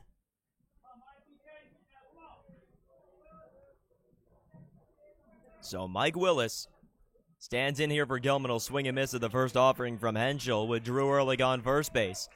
Gilman needs runs. They don't want to wait till the last minute, and here in the top of the fourth, this is the optimal time to drive some in and work the comeback a bit. Another swing and miss from Mike Willis. Now Willis has dug himself into a bit of a hole here. Needs to be really sharp, swinging at anything close. 0-2, one down, man at first, and it'll be taken away and down low. Another Gilman Lacrosse update. The Eagles continue to pad their lead, 11-6 your score, 2:22 in the third. 1-2, man at first. Runner goes. Willis will take this one up high. The throw down to second base is not in time to get Drew Ehrlich, who slides in safely, and he is in scoring position, and that can make all the difference. Yeah, it was really important right there, and it was tough. It was a good throw by the Calvert Hall catcher, but Ehrlich's able to get right in there, disrupt that throw, and make the tag a little bit more difficult. Now Ehrlich in a scoring situation. 2-2 even count on Willis. And the delivery. Willis will swing and miss at one that went down in the dirt, and the tag will be applied for the out. 2 down here, and Ryan Williamson will step to the plate to try and prolong the inning for Gilman, perhaps drive in a run. That's exactly what Gilman needs right here, and you have an opportunity with Ehrlich in scoring position. Ryan Williamson needs to come up, make a big hit. We know he's capable, great contact hitter for this Gilman team. Has to come through now. Williamson will sky this ball to deep left, and it'll hook foul. And that certainly had the distance, but just not between the goalpost right there, and just a little bit outside and foul. Really timed that ball up well, just not able to put it where it needed to be. Maybe just a little bit too early, perhaps, but found the perfect positioning on the bat. You know, in life, showing up a bit too early isn't so bad, but baseball, it counts just as bad as showing up way late. 0-1, 2 down, runner at second base. Williamson will take that one for a ball. They're going to say he didn't swing. Or rather, they will say he did swing. 0-2 the count. 2 down, runner at second base. Delivery to Ryan Williamson, and he will sky this ball to left field. Webster going back at the track of the wall, and he made the catch. And again, Webster at the wall, making a great job. He's been a real defensive marquee for this Calvert Hall team. He's come through in a number of situations, gotten a few really nice outs, and certainly Gilman hasn't been a huge fan of them. He's really put an end to a couple great hits. Seems like Gilman continues to hit into the corner and unable to get anything going. Very difficult break there as Gilman sends that ball to left from Ryan Williamson, but Webster again able to go over and make a nice defensive play. So we'll head into the bottom of the fourth. Gilman still trailing 5-1. They need some offense, but before they have another opportunity on offense, they'll need to get some defense and pitching. Yeah, really nothing going so far for the offense. We've seen a few hits and one run, but that certainly isn't enough if they want to come back here. But something that's been a little bit shaky has been that pitching. That has ended with the entry of Charlie Mather, who came out, gave up 2 walks right there, and put himself in a tough situation, battled his way out of it. And that was a scoreless inning, the first time the Calvert Hall Cardinals have been put a 0 up on that board. So Mather's going to look to do something similar here, try to prevent more runs and more leakage for this Calvert Hall Cardinal offense. So we'll see what Gilman can do here with Charlie Mather remaining on the mound. And if this is indeed Gilman's last game, it'll be a nice opportunity here for Mather to work out his Gilman career. But hopefully for Gilman and the Greyhounds fans and everybody on the blue and gray side, this will not be Gilman's last game. They'll be playing Archbishop Curley tomorrow. But we'll see. Right now it's 5-1. And Gilman's going to need to do a little bit of work to get back in it. Yeah, especially from the offensive side. I think it's really smart, if you're the Gilman coaching staff, to put in a senior to pitch one of these games. These games mean a lot to these seniors. It's the last time we'll see them out there, in their entire Gilman career, so it means a lot to them. They're going to be battling hard. Charlie Mather's going to really want this game.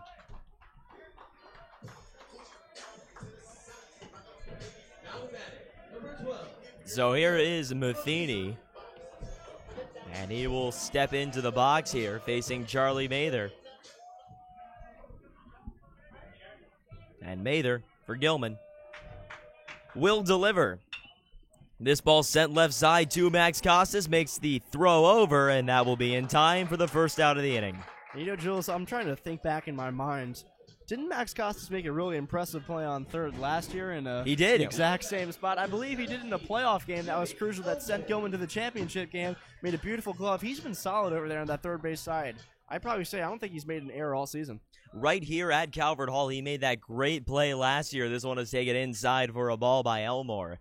He made a dive at the third base line, picked up the ball, threw it over, and at the other end, John Fitzgerald made the pick. This ball sent up the middle. That'll be a base hit, so Elmore will reach with a one-out single and pull up at first. If you're a batter, the best spot that you want to hit in the entire defense is right through that middle there, right where second base is, because the shortstop's going to be playing too far left to get it. The second baseman will play too far right. You'll split the gap between both of them. The center fielder will have to come up and glove that one, and Calvert Hall's going to put a pinch hitter in here, or pinch runner rather, to run out for that first batter, number 15. That is Laron Ebron. Any relation to Eric Ebron, the tight end for the... It's not a very common For last Detroit? name. I don't Detroit, know. yeah. I'm not sure. We'll have to figure that one out. Doubtful. Here is Gabe Nieto with a man at first base and one down. Mather to the plate. Nieto will take that one for a strike at the top of the zone. Heading into the fourth quarter of play in Owings Mills, the Gilman lacrosse game, it's not looking pretty for Gilman. 12-6 is your score. They'll need to double their current total of goals to at least tie McDonough. Yeah, unfortunately, it looks like it's over for that that Gilman lacrosse team. And they had a really great season, had a great game against BL, yesterday. So tough to see those guys go out. They fought really hard. And now it's 13-6. This ball is sent to left field. That'll bull up in front of the left fielder for a base hit. So first and second here are put on with Cardinals. And coming up here is number 11, Blair. It just seems like Calvert Hall is always able to get guys on where Gilman struggled to do that. But let's see if Charlie Mather can again respond to some adversity here and get some much-needed outs. Spencer Blair will have an opportunity here with a man at scoring position at second and a man at first base, and one down facing Charlie Mather. Blair, the DH, will take this one up high for a ball to begin his at-bat. 1-0 the count on him, and if you're Charlie Mather, you really cannot afford to give up anything else in this inning. Yeah, he's already given up. He hasn't given up anything yet, but this Gilman team can't afford to lose any more runs here. They already have so much to overcome. Swing and a miss there by number 11, Blair, and what I mean by that is just Charlie Mather can't give up any more hits. Yeah, he has been hit a few times, especially last inning. He had a couple hits right there, and he certainly has been hittable, but he's come through when the Gilman teams needed him to, so that's something that he has to keep going. Let's see if he can do it here. 1-1. This ball is skied in the air towards center field. Coming in, Martinez. He will make the catch. And it's shallow enough to hold the runners, so they will stay at first and second.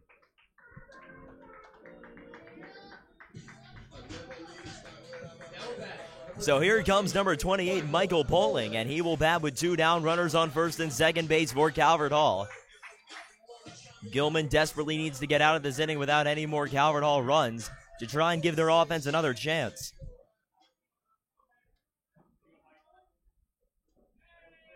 See if Mather can keep the pressure on him. Mather delivers to the lefty Poling, and that'll be a strike at the outside corner of the zone. And I myself, just personally, very surprised by the amount of Gilman fans here at Calvert Hall. They could perhaps be outnumbering the Calvert Hall fans. Yeah, they really come out here in numbers and support. That's a great thing if you're a Gilman player. Fouled back there by Poling. 0-2 the count on Michael Poling. Charlie Mather, one strike away from sending this Gilman offense back into the box. And he really came over the top on that pitch and did a great job with it. His location has been really good for this particular batter. He's gotten two quick strikes early on. Now a couple pitches to play with. We'll see how he tries to work them here. That ball will be sent foul left side, just off the end of the bat. Nathan and I here are standing because, of course, we need to get excited because this Gilman offense needs to get excited. And it wouldn't be fair for us to sit back and relax now, would it? The Gilman team needs to get up. We might as well get up first, try to start this rally. That's right. Michael Pauling will send this one in the air towards Joe Melanson, rather Tyler Martinez. And Martinez will make the catch in center field and record the final out. So Gilman will have an opportunity here for its offense to get going, as they'll come up to try and get closer to this Calvert Hall 5-run total. It's 5-1 right now. And, you know, defensively, it hasn't been like Gilman's played a perfect game, but they've played just well enough to hold them in that last 2 innings. So, you know, it has been perfect, but it's been good enough to get them by and get them by without giving up any runs. This hitting team needs to start waking up. They only have a few more innings, really, before the pressure starts to build. You get in that 6th, 7th inning, the pressure's on, it's hard to hit there, so you'd really like to get some runs here, kind of alleviate some of that pressure going forward, and you hope that some of these guys can come through with hits. Gilman desperately needs some offensive production now more than ever, because the loser of this game, their season is over, and then the winner will still march on in these MIAA 8 Conference Championship, or rather playoff games, as they'll head for the championship, hopefully for the winner of this game. But we'll see what happens, as the winner will face Archbishop Curley, a very talented team that we saw take on Gilman a little bit earlier. And Gilman fell to them in the 10th inning 3-2. And it looks like the Calvert Hall pitcher Henschel will stay on the mound here, as they're gonna show that they've got plenty of confidence in him to continue in this game. Yeah, I don't think you want to take him out right here. He's pitched really well. He has given up 1 run, but it hasn't been like he's fallen apart. He's really been solid out there, really getting these Gilman hitters in the back of the box, really struggling to catch up to him, and that's been working for them. So until he starts faltering, until we start seeing him slip a little bit, I say keep him in there. You got a couple other pitchers you hope to work with here in relief, so yeah, want to keep him going as long as he can, then throw in a fresh arm and really fool this Gilman hitting team when they start coming alive. So here is Joe Melanson, who'll send this ball towards center field, and that is going to drop perfectly for a base hit. So Joe Melanson will get the leadoff single, and with nobody down, Gilman's got a man at first for Tyler Martinez. Yeah, I got to say, I think we're starting to bring some good mojo here. We're up on our feet. We saw a great leadoff hit, leadoff single to start it off by Joe Melanson. Now you got Martinez coming in here, and you hope that he's able to double down on that and put Gilman in a situation with 2 runners on. And of course, Nathan, we talk about Henschel's great performance for Calvert Hall on the mound today, but you do have to consider the idea, entertain the idea of, because of the fact that he's thrown so many pitches, perhaps it's time to give him a rest. I'm not saying that's the right thing to do, but I think some managers would consider it. Yeah, I think the way Calvert Hall is taking the pitching approach is that they're going to pitch a guy and they're going to stick with him, and his arm is going to be done. They're not going to be able to use him for the rest of the series. Fouled back by Tyler Martinez. This a huge opportunity for Gilman with the leadoff man on and nobody down. I mean, when you have only so many pitchers, you can only afford to throw in so many guys, so you have to have a guy come in, start, pitch 5 innings, and then you can have another guy who's already thrown a little bit come in relief. That'll be taken down low and away for a ball by Tyler Martinez. The count evens up. 1-1 on Martinez. On deck is Alex Slodzinski with Joe Melanson on first base and nobody down. And Henschel delivers the 1-1. And that'll be taken for a strike by Tyler Martinez, who didn't want to go after it, but probably should have. Yeah, well, you know, some batters come up in the box and they envision where they want to hit the ball. They make a little box in their head and they say, anything in here, I'm going to take a cut out. That one might have just been out of his own personal box, but just outside for a strike. Martinez down the line, foul left side.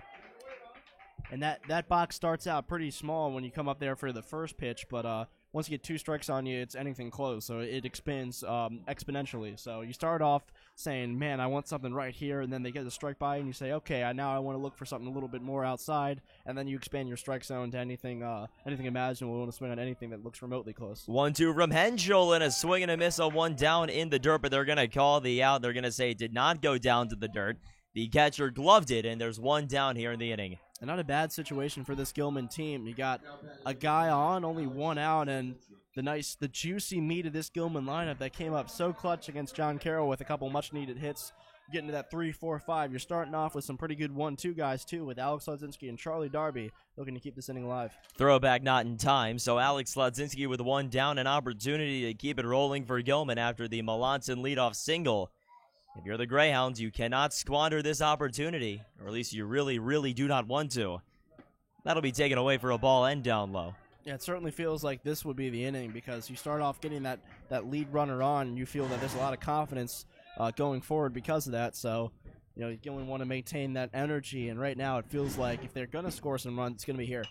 This ball put up in the air by Alex Slodzinski. It'll be right at the plate. Catcher has a play, and he'll make the out there right next to the batter's box. 2 down.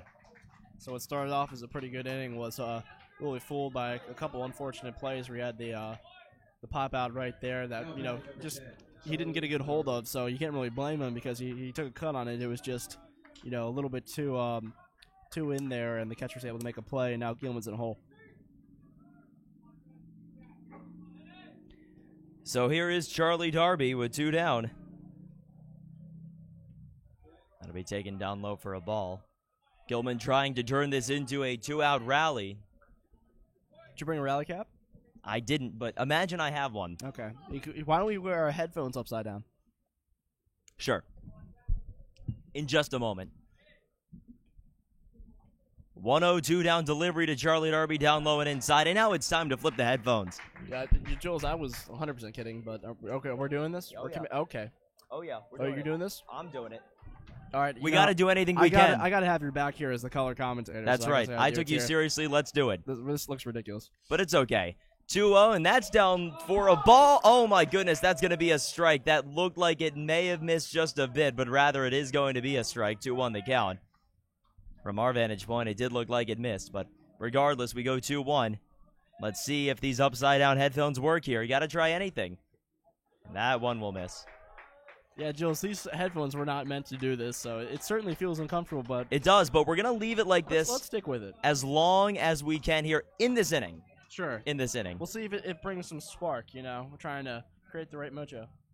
We look like RoboCop, according to Cesare. I think that's a great comparison to make. I think we look a little bit less intimidating. 3-1. This one put up in the air, foul left side, so Charlie Darby will work it to a 3-2. Full count Henschel here for Calvert Hall will try and get out of it.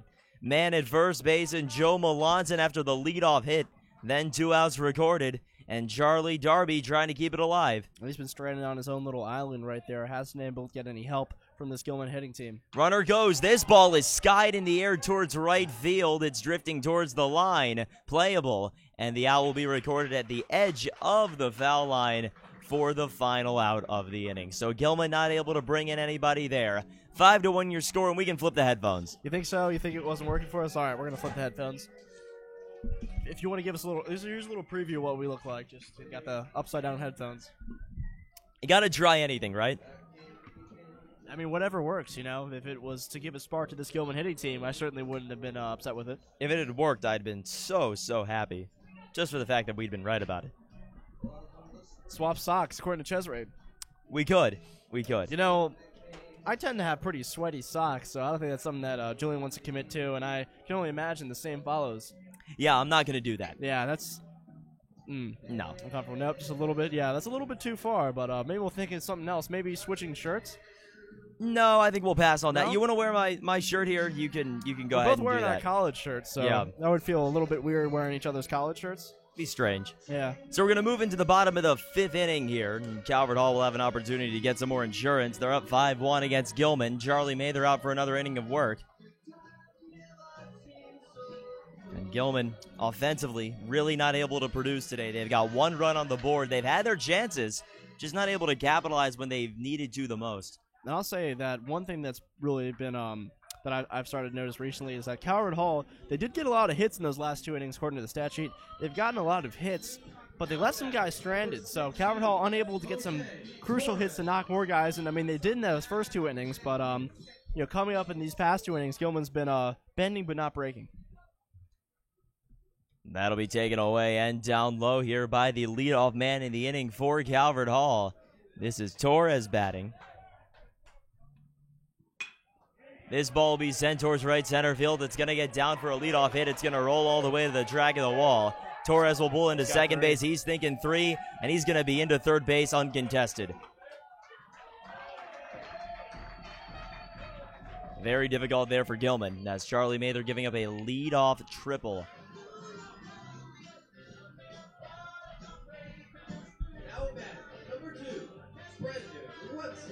They better start digging into these wings before they get cold. You're trying out one of the chips. I'd imagine they're pretty soggy. If they maintain their composure, they've been pretty sturdy. I mean, chips and wings are an interesting combo. I've always been partial to the celery sticks. That'll be taken up high for a ball here. This is Webster at the plate. Man at third base in Torres.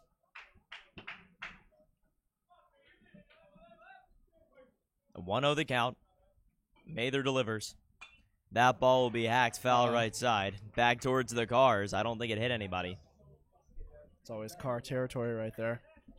A dangerous spot to be, and you could save yourself all this stress, Julian, if you just park yourself a little farther away. Maybe I should do that. You know, we said this last broadcast. In the future, just something to consider. That one just misses for a ball, so Webster will work it to 2-1. Again, Torres at third base. Gilman really struggling here against the Cardinals, down 5-1. That first inning was really a killer. Yeah. Mather to the plate. This one's going to be put up in the air right side, going over Pierce Bennett. Will he have a play at the edge? And he will not be able to catch the ball. That's an out the Gilman Greyhounds could have used right there. So badly. Yeah, it's been hard to come by in terms of outs, so stuff like that, that's something that he could have had if he would have played that a little better, and he's beating himself up about that. So close there because you've got a guy at third base and you get an infield fly. Yeah, that's something that you would want just to try to maybe potentially get 2 outs, and then he does unable to tag on a long ball. That puts it in a better situation for you.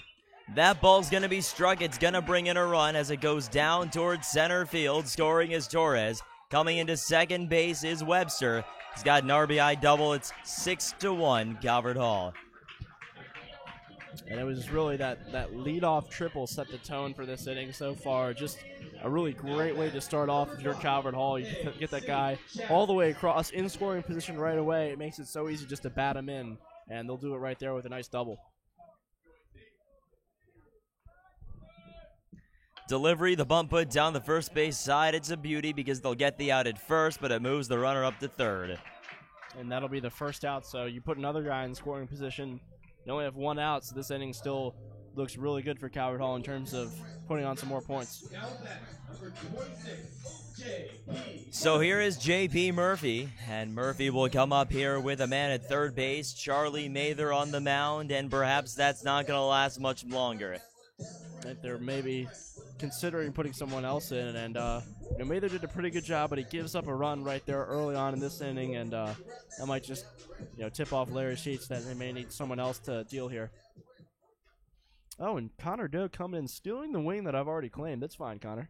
Oh no, you're going for the chip. I'm sorry for accusing you. Connor wouldn't do that. Yeah, Connor's an upstanding citizen. You wouldn't try to pull something shady like that on me, trying to take my wing. Oh, that's a third wing in the corner, so we got some more than Mary took. If you do want a wing, you've earned it. You've done a great job on camera. We have a third one. Maybe Derek Thompson wants it? Derek Thompson might come in here. Doug, he's going to steal your wing if you don't claim it right away. Perhaps someone in the booth over there? Perhaps, Ibi Ashraf, Cesare, if anyone wants a wing. I mean, no, Cesare says he's fine. I'm sure Ibi hasn't given me a call yet, whether he's good or not. That ball is lined sharply foul left side by Murphy. So 0-1 on him from Charlie Mather. This Gilman season starting to fade into the distance.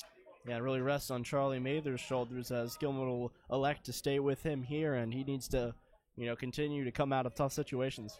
Well, really, more than anything at this point, as he throws down to third, not in time, it rests in the bats of the Gilman offense. Yeah, if Gilman starts putting up points in a hurry, it really will change how we look at this game. We've only gotten 1 run so far. That's going to be nowhere near enough.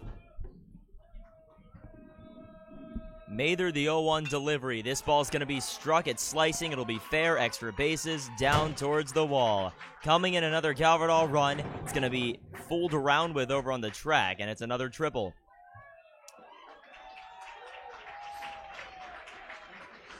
Two triples. Not the way you want to come into it, especially already down. Ouch. Here's the cleanup man, Garrett Matheny. Gilman needs help badly. 1 down, another triple, the second triple of the inning. I'm going to find some comfort with these wings here. You do that. I'll stay on the mic. Pick up your slack. You deserve the break. And now we have a meeting at the mound, and I'll take a moment to enjoy a chip.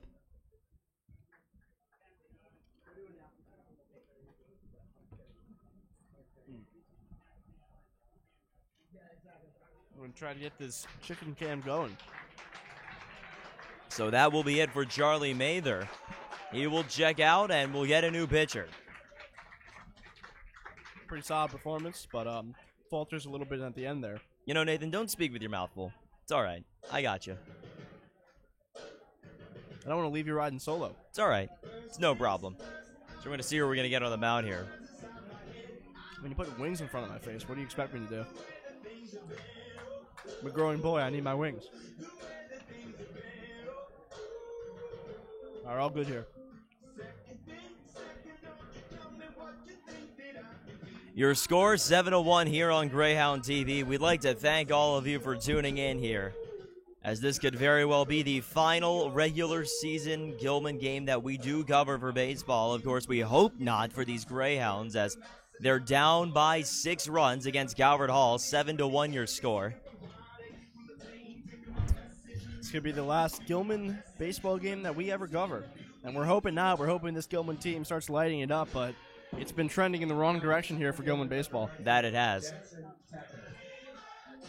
So it looks like Jack Bowmaster is going to be the man to come onto the mound here for Gilman. 1 down, 7-1 Calvert Hall. This game, it's not over, but it's close. Well, let's not be, extremely overdramatic. It is 7-1, so 1 inning, Gilman puts up 8 runs, and they're back into it. So that's right. And again, I'm saying it's not over. We're close, yeah. though. We're 2 innings away from the final. Yeah, so I think when you come up to the bat for Gilman, you're thinking, man, this might be my last chance ever in a Gilman uniform to take some cuts. Better make it some good ones. We know this Gilman team has the power. It's just whether it's going to show up or not. This Calvert Hall pitcher really has been making things tough. And that's number 19 on the mound, not Jack Bowmaster. We don't know who that is for Gilman. Perhaps he was a call-up late in the season.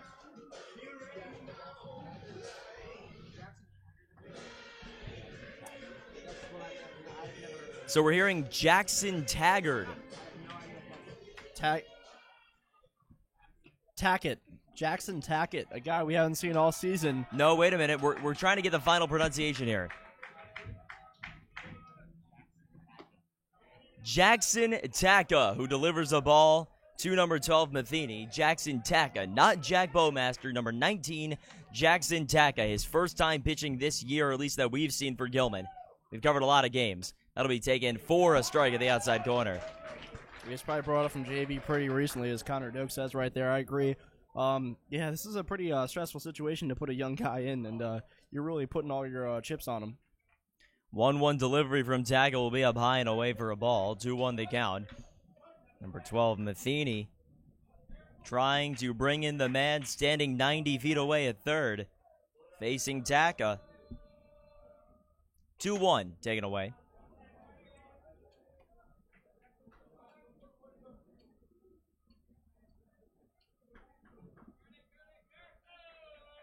Three-one the count. Taka delivers to the plate. Swing and a miss.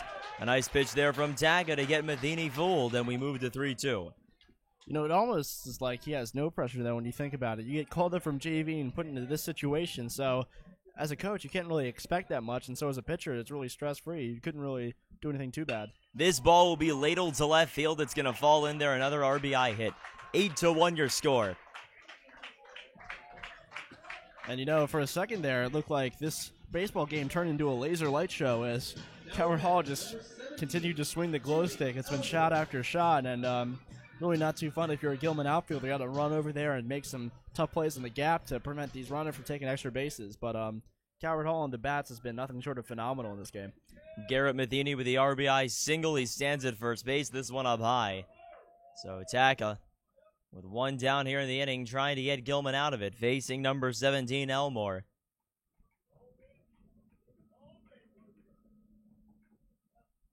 Your score, 8-1. Taken inside and up high.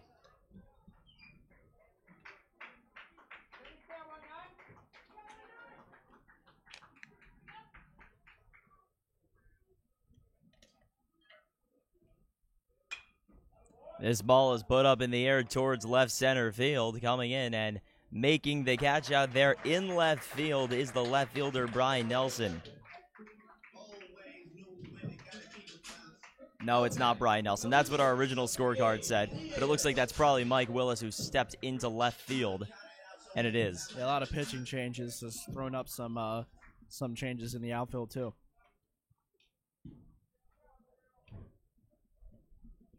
So here is Nieto. The runner will go. The throw down will not be in time, and it will not be on the mark.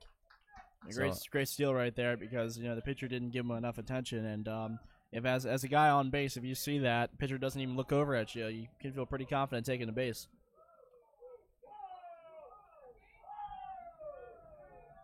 Now a meeting at the mound here for Taka between him and Ehrlich. Man in scoring position at second base. Nieto batting for Calvert Hall.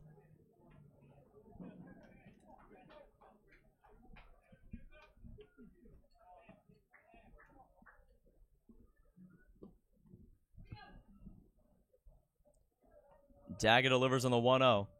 Nieto will take that one for a strike at the bottom of the zone. And it just feels like that the Calvert Hall Cardinals have had all the cards today so far. They've been playing really well, and it just doesn't feel like Gilman has had a good response to them. Even count 1-1, and Taka delivers. That'll be taken away for a ball. So Nieto, a 2-1 count on him with 2 down. Man at second base. Gilman, they need some offensive production when they come up to bat, and the runner will take third uncontested. Yeah, he's not looking over. He's not trying to make sure that runner doesn't get up to a good lead. I'd assume that's because he's a young guy. He hasn't had much experience playing at the high school level. You've got to check that guy. You can't let him take a free base like that. He's already taken 2, completely uncontested. Delivery on the 3-1 is fouled back by Nieto, so we will go to 3-2, and Gabe Nieto facing Taka here. We'll try and put it in play, perhaps get a single to bring in another run and make it 9-1. But right now it's 8-1.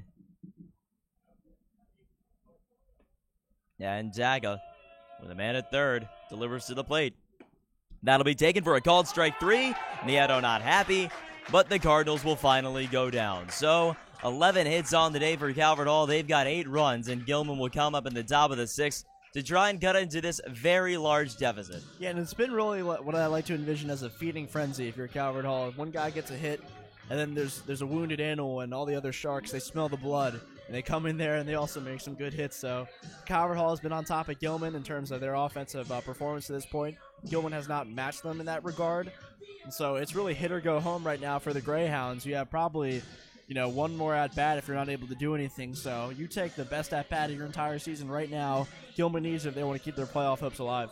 Perhaps the most dire situation, in fact, definitely the most dire situation these Greyhounds have faced all year, as their continuation in the MIAA Conference playoffs are on the line here, and it looks like Henschel will stay in for Calvert Hall, and he will indeed, as he's only given up 1 run and 4 hits on the day. He's had an outstanding performance. Yeah, he's really shut down this potent Gilman hitting attack, and you got 3-4-5 coming up, so if any time Gilman's going to get some runs, it's going to be this inning.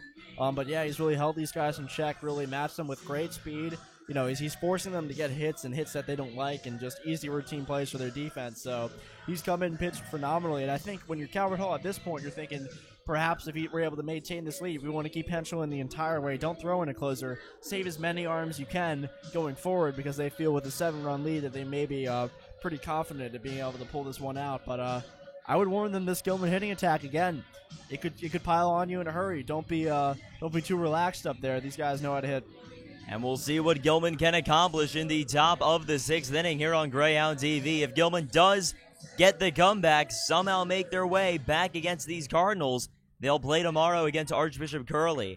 If Calvert Hall wins, they'll play tomorrow against Archbishop Curley. So we'll see who's doing what after these final 2 innings of play. And to lead things off in the top of the 6th for Gilman, number 17, the third baseman, Max Costas. It was a quick inning last time for these Greyhounds. They got 3 quick outs, and not the way you want to play. Costas strikes this ball down to short. Torres the throw, and it's high, and it will record the out regardless. That hurts because Max Costas is a guy that has that long ball potential, and Gilman's really needing some runs here, so you thought that maybe he'd be able to strike one out. That's a lot you're asking for him, but again, this is probably the most crucial bat that you've had all season, so it needs to come up and give it your best shot. 5 more outs for Gilman. Here's Pierce Bennett, and Bennett will take that one down low for a ball. As the old adage goes, hit me with your best shot. Fire away. Yeah. Pat Benatar, right? I maybe? No. No. Yes? It is Pat Benatar. Okay. Depends what version you're I mean, there's... Yeah, it is Pat Benatar. Getting confirmation from our resident music genius. That would be Connor Doak. This one taken for a strike at the outside corner. And, of course, our faculty advisor, Cesare Gigante, also confirming. He's remarking that he did live in the 80s, so he's been through all this stuff firsthand. I can't deny that. Something that we did not do. I don't remember the song growing up, unfortunately. It was a little too early for my time. 3-1 on the way from Henschel, and that'll be taken for a strike at the inside corner. Pierce Bennett thought he had the free ticket, but he got it revoked. I didn't play Rock Band, Doak. I know what you're talking about. This ball put up in the air. Caught in left field for the out. So 1-2 so far, but then you have coming up Drew Ehrlich to potentially put a spark. And you want to go with the rally headphones? Didn't work too well last time. Looks a bit ridiculous. Come on, do it with me. Come on. Let's do it. And in fact, this time we'll leave them on for the remainder of the game. Yeah, we don't want them on when they're hitting. This ball will be put up in the air behind us, so Nathan was about to take over play-by-play while I fixed my headphones. Yeah. Or rather, I don't even know if you can call this fixing. Really unfixing, I'd say? Unfixing. Really looking ridiculous. We've got to try something, so we're going to roll with this. Henschel to the plate, and Ehrlich will take that one outside for a ball. I mean, any self-respect I had for myself was out the door immediately when we did this the first time, so not so much pressure coming in doing the rally headphones for the second round. So we'll put them in now, and then if Gilman comes back, well, when Gilman comes back up in the 7th, we'll put them right back on and see if we can spark the comeback. 1-2 the count on Drew Ehrlich. On deck is Mike Willis. We're going to take full credit if they do come back. I hope you understand that. Oh, we will. These are very difficult to speak with the way it's like I have them on. Yeah, it's the way you're hearing it through the headphones feels a little weird almost. You know what I mean? Like it seems like the sound coming in just a little bit off, and I'm not used to wearing them like this. We got to try something, Yep. like I said before. Fouled off sharply behind him. So Ehrlich, a 1-2 count with 2 down. 8-1 Calvert Hall.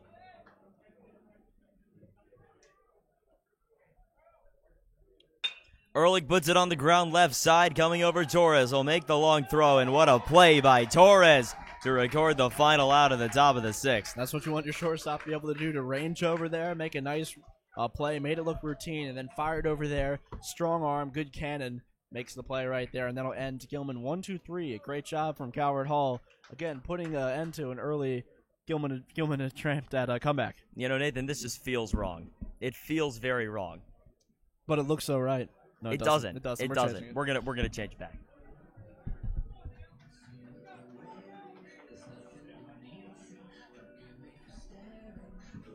And we're back. So Gilman down 7 runs. A tough situation, but they need to forget about all that. They need to get 3 outs right here, and they only have 3 more runs to work with, Jules. So the pressure is on. The heat is on. And the pressure certainly is on, as you said, Nathan, for Gilman, as they're down to their final moments in the season, and we'll see if this Gilman offense can come alive in the 7th, but judging from what we've seen so far today, that's a long shot. Yeah. And you know, for this Gilman team, the Fat Lady hasn't started singing yet, but she certainly is warming up her vocal cords as the situation continues to get worse and worse off. So we'll see if Gilman can continue to play damage control and hold the Cardinals from scoring any more runs in the bottom of the 6th, and then give their offense an opportunity to make what would be 7-run comeback in the 7th, at least at this point. Heard Tibby Martinez is here playing for the Orioles. Well, so. his son plays for Gilman, if I'm not mistaken. That's Tyler. Oh, wow. I didn't realize that. Interesting. Can I get a confirm on that one? Confirmation from anybody that knows? Yes, no, maybe? I'll give you confirmation. I have no clue. I am fairly certain that's the case.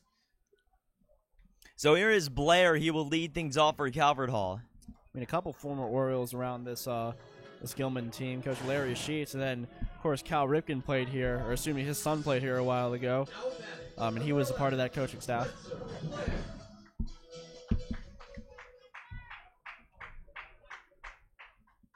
Dogga delivers, and a swing and a miss by Blair to begin his at-bat. They count 0-1 on him. A reminder that Gilman, if they go down today, we will bring you the MIAA A Conference and B Conference championship games on Sunday, regardless of whether or not Gilman is in them. But, of course, we certainly hope that they are. Right now, not looking like it. 8-1 in the delivery. This one down the line, foul left side. The count goes 0-2 on Blair.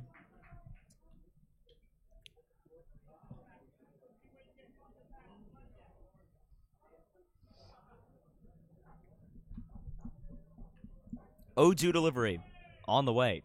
Swing and a miss, and Blair will go down on the K. Sending him back down to the dugout there was Taka, and coming up the second batter of the inning, Michael Poling, number 28. And even if Gilman's unable to come through with a win here, you got to say this young pitching staff that Gilman's been grooming, another guy that's looked pretty solid, gets a K right there that's been able to come in. They got some guys, some future arms that they're grooming right here. This ball will be struck to right. Joe Melanson with a play out there. And he will come in and make the catch. 2 down. Probably so far the best defensive inning that we've seen. Gilman's already got 2 outs, and perhaps that's situational. Calvert Hall knowing that they're up by so much that some insurance doesn't seem that much of a priority here. They already have plenty, but whatever the reason, this Gilman defense is really shoring up here. So Jose Torres, who had the great play defensively in the top of the inning, will have an opportunity at the plate with nobody on and 2 down. Line that ball foul.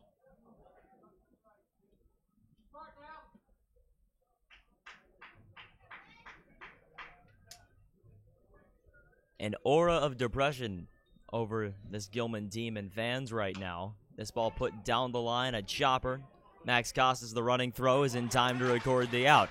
So we head to the top of the 7th inning. The Gilman season is down to 3 outs. Can they pull off the miracle? I think we can call it that at this point. Yeah, it is a bit of a miracle, down 7 to tie, but I mean, this Gilman hitting staff, we haven't seen it so far this game. They are a potent bunch. We've seen that so far during the season. They've come through with some amazing innings where they just tally on runs. The pressure is alive here. 3 outs, so you got to minimize your mistakes. You need to get into a bit of a hitting spree here, and they need to really get up. They need to get excited for this inning. They got to give it their all, and magical things can happen. I've seen, I've been a part of games where you've been down like 7, 8 runs, and it goes to the top 7. I remember it was a tournament game, and it was the last game actually of our club team season. And we all got up to bat, and we were thinking, man, we have no chance of winning this game. But their pitcher started, getting a little bit comfortable, starts throwing stuff outside. We get a couple guys on, then a few hits, and then more hits, and we started getting everyone who comes off the bat gets a hit. And I remember it was the first 2 batters that got on were outs. So we had 2 outs, and then we came back from 7 runs to tie the game, and then won the game in the 11th inning, I believe. So it can happen. It's happened before, folks. I remember getting up to bat. Every player that got up to bat had 2 outs on them, so I was just so nervous. I knew the entire time in the back of my head, I said, I do not want to lose for our team. Whatever I can do, I need to get the bat on the ball. I need to have a really great eye, and I was able to knock a little bit of a blooper between the second baseman and the right fielder, and was able to single right there. But, these guys, they don't want to get out. This is such a crucial point of their game. Jules, we got to get up for these guys. Get the rally headphones on. That we do. And a motivational story from Nathan Heinlein. Can it spark the comeback? Let's find out. That ball will be struck foul by Mike Willis. 0-1 the count on him. Henschel still on the mound here trying to complete the game.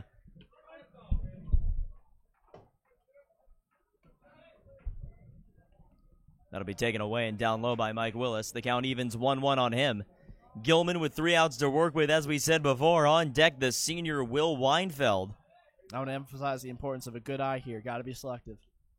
Down low again. The count moves to 2-1 on Mike Willis. Gilman needs hits. Gilman needs runs. Yeah. And that's why we're wearing the headphones this way. Yeah, you don't have to say that more than once. This one put down to third base. Nieto gets it, makes the throw in the dirt, and a nice pick at the other end to record the first out. With that kind of defense, you're not going to lose many games. Yeah, that defense has been sharp. They haven't made many errors so far this entire game. It seems like they play really comfortably on their home turf. They haven't really felt uncomfortable at all this game. They've been looking really sharp, and in the outfield, had a couple of good plays. They've been playing spotless defense, and the pitcher's been doing such a great job. It's been hard for Gilman to crack this egg. One down, top of the 7th inning. Here is the pinch hitter Will Weinfeld to bat, facing Henschel. And Henschel will deliver for the first time to him. That'll be down low. 1-0 the count on Weinfeld, the senior, who's getting an opportunity to bat here in what may very well be Gilman's final game of the season. That's taken for a strike at the top of the zone. Weinfeld, the senior, the last time he'll be potentially putting on this Greyhounds uniform. He's highly motivated. 1-1 delivery, fouled straight away back. Seems like Doak got fooled again there. He did. He's nodding his head. Doak, don't be afraid. You got a big net right there, man. That's not. You can don't be scared, you can Doak. make all the excuses you want. You still gotta. Can't get scared by a little ball coming at you. 1-2-1 down, fouled left side. Just getting a piece of it there. So Will Weinfeld will take a moment outside of the box. Then he will step back in. Tap home plate. He's ready to go. Henschel with Joe Melanson on deck will deliver to the senior Weinfeld, who will swing and miss on one that tailed away. 2 down. Weinfeld's a big power hitter for this Gilman team, and he swings with a lot of authority, but occasionally, struggles with some of those outside pitches, and right there getting fooled on one. And guess what, Jules? All eyes on Joe Melanson. That they are. Joe Melanson working with on the line. The final out for Gilman. Henschel delivers to the plate. That'll be a strike. Gilman down to their final out. And things are not looking good. The 0-1 delivery put back to Henschel, who will make the throw. And Calvert Hall defeats Gilman. A final score of 8-1. And Nathan, I think we can fix our headphones now, because that will do it for Gilman here in the top of the 7th inning. The Cardinals moving on to another round of the MIAA Conference playoffs, as they will face Archbishop Curley tomorrow right here at Crispino Stadium. And this will be the last Gilman game that we announced together, Jules. So, a pretty touchy moment. Of course, we still have the playoffs, the finals there, which is nice, but it'll be a shame not watching our friends, our guys out there playing and fighting their hearts out. It's been a real pleasure to bring it to you guys for the 2 years that we've done it, and it's been a really special part of my life and Julian's life. So, pretty emotional, and it's tough to lose this way, but it's really been great. And I just want to thank everyone who tunes into our games. It means the world to us, and we couldn't do any of this without you. So a big hats off to you guys. Thank you so much from the bottom of my heart. It's really been a great experience, and I'm just so happy to have been a part of it. Yes, Greyhound TV, I would say, has changed you and I for the better, as this will be our final Gilman baseball game, closing out here 8-1 your final score. And there's no doubt in my mind that covering Gilman baseball these past 2 years has been one of the most rewarding experiences I've ever had, and only thanks to the generosity of Gilman School and our fantastic staff that we have at Greyhound TV. So we thank them very much. And of course, it may seem like I'm not too emotional right now. That is because we do have 2 more games coming up here for Greyhound TV. I'm trying to hold it all together here. On Sunday, the MIAA B Conference and MIAA A Conference championship games will be covered by Greyhound TV in conjunction with Varsity Sports Network. And after that, we will be finished here on Greyhound TV. Nathan and I will be.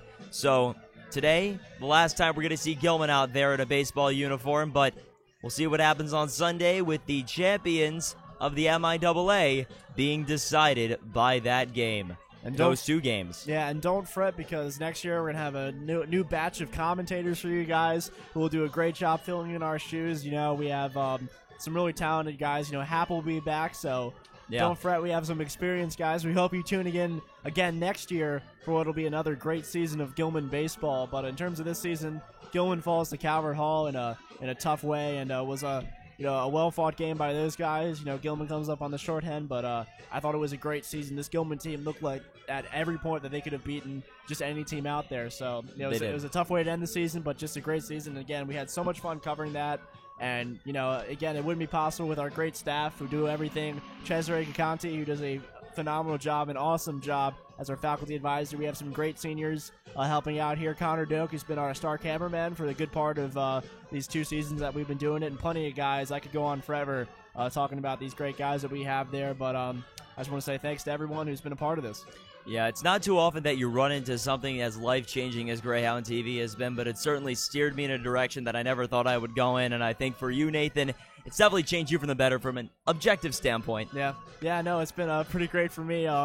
and it's been something that I'm going to continue to pursue in college. And As am I. I mean, I feel like we're not completely done yet. We're not. But, that's the tough balance. We're done with Gilman baseball. We're not done with Greyhound TV per se. Yeah, but it is a weird. It seems like almost though that it is really unfortunate that we're no longer going to be talking directly to Gilman guys, and we're not going to be announcing for our friends anymore. So it does feel like in some ways an end, but it's not completely over as we'll be covering the championship. So stay tuned for that. But in terms of this game, we're all wrapped up here. That we are. So for everybody here at Greyhound TV, the final game for Gilman baseball in the season and then in the postseason. This is Nathan Heinlein. I am Julian Barron. For our fantastic crew, we want to say thank you very much for tuning in to us for the past 2 years. And we will be back on Sunday for the MIAA B Conference Championship and the MIAA A Conference Championship. And then we'll be done. So be sure to tune in for that. We will see you then right here on Greyhound TV.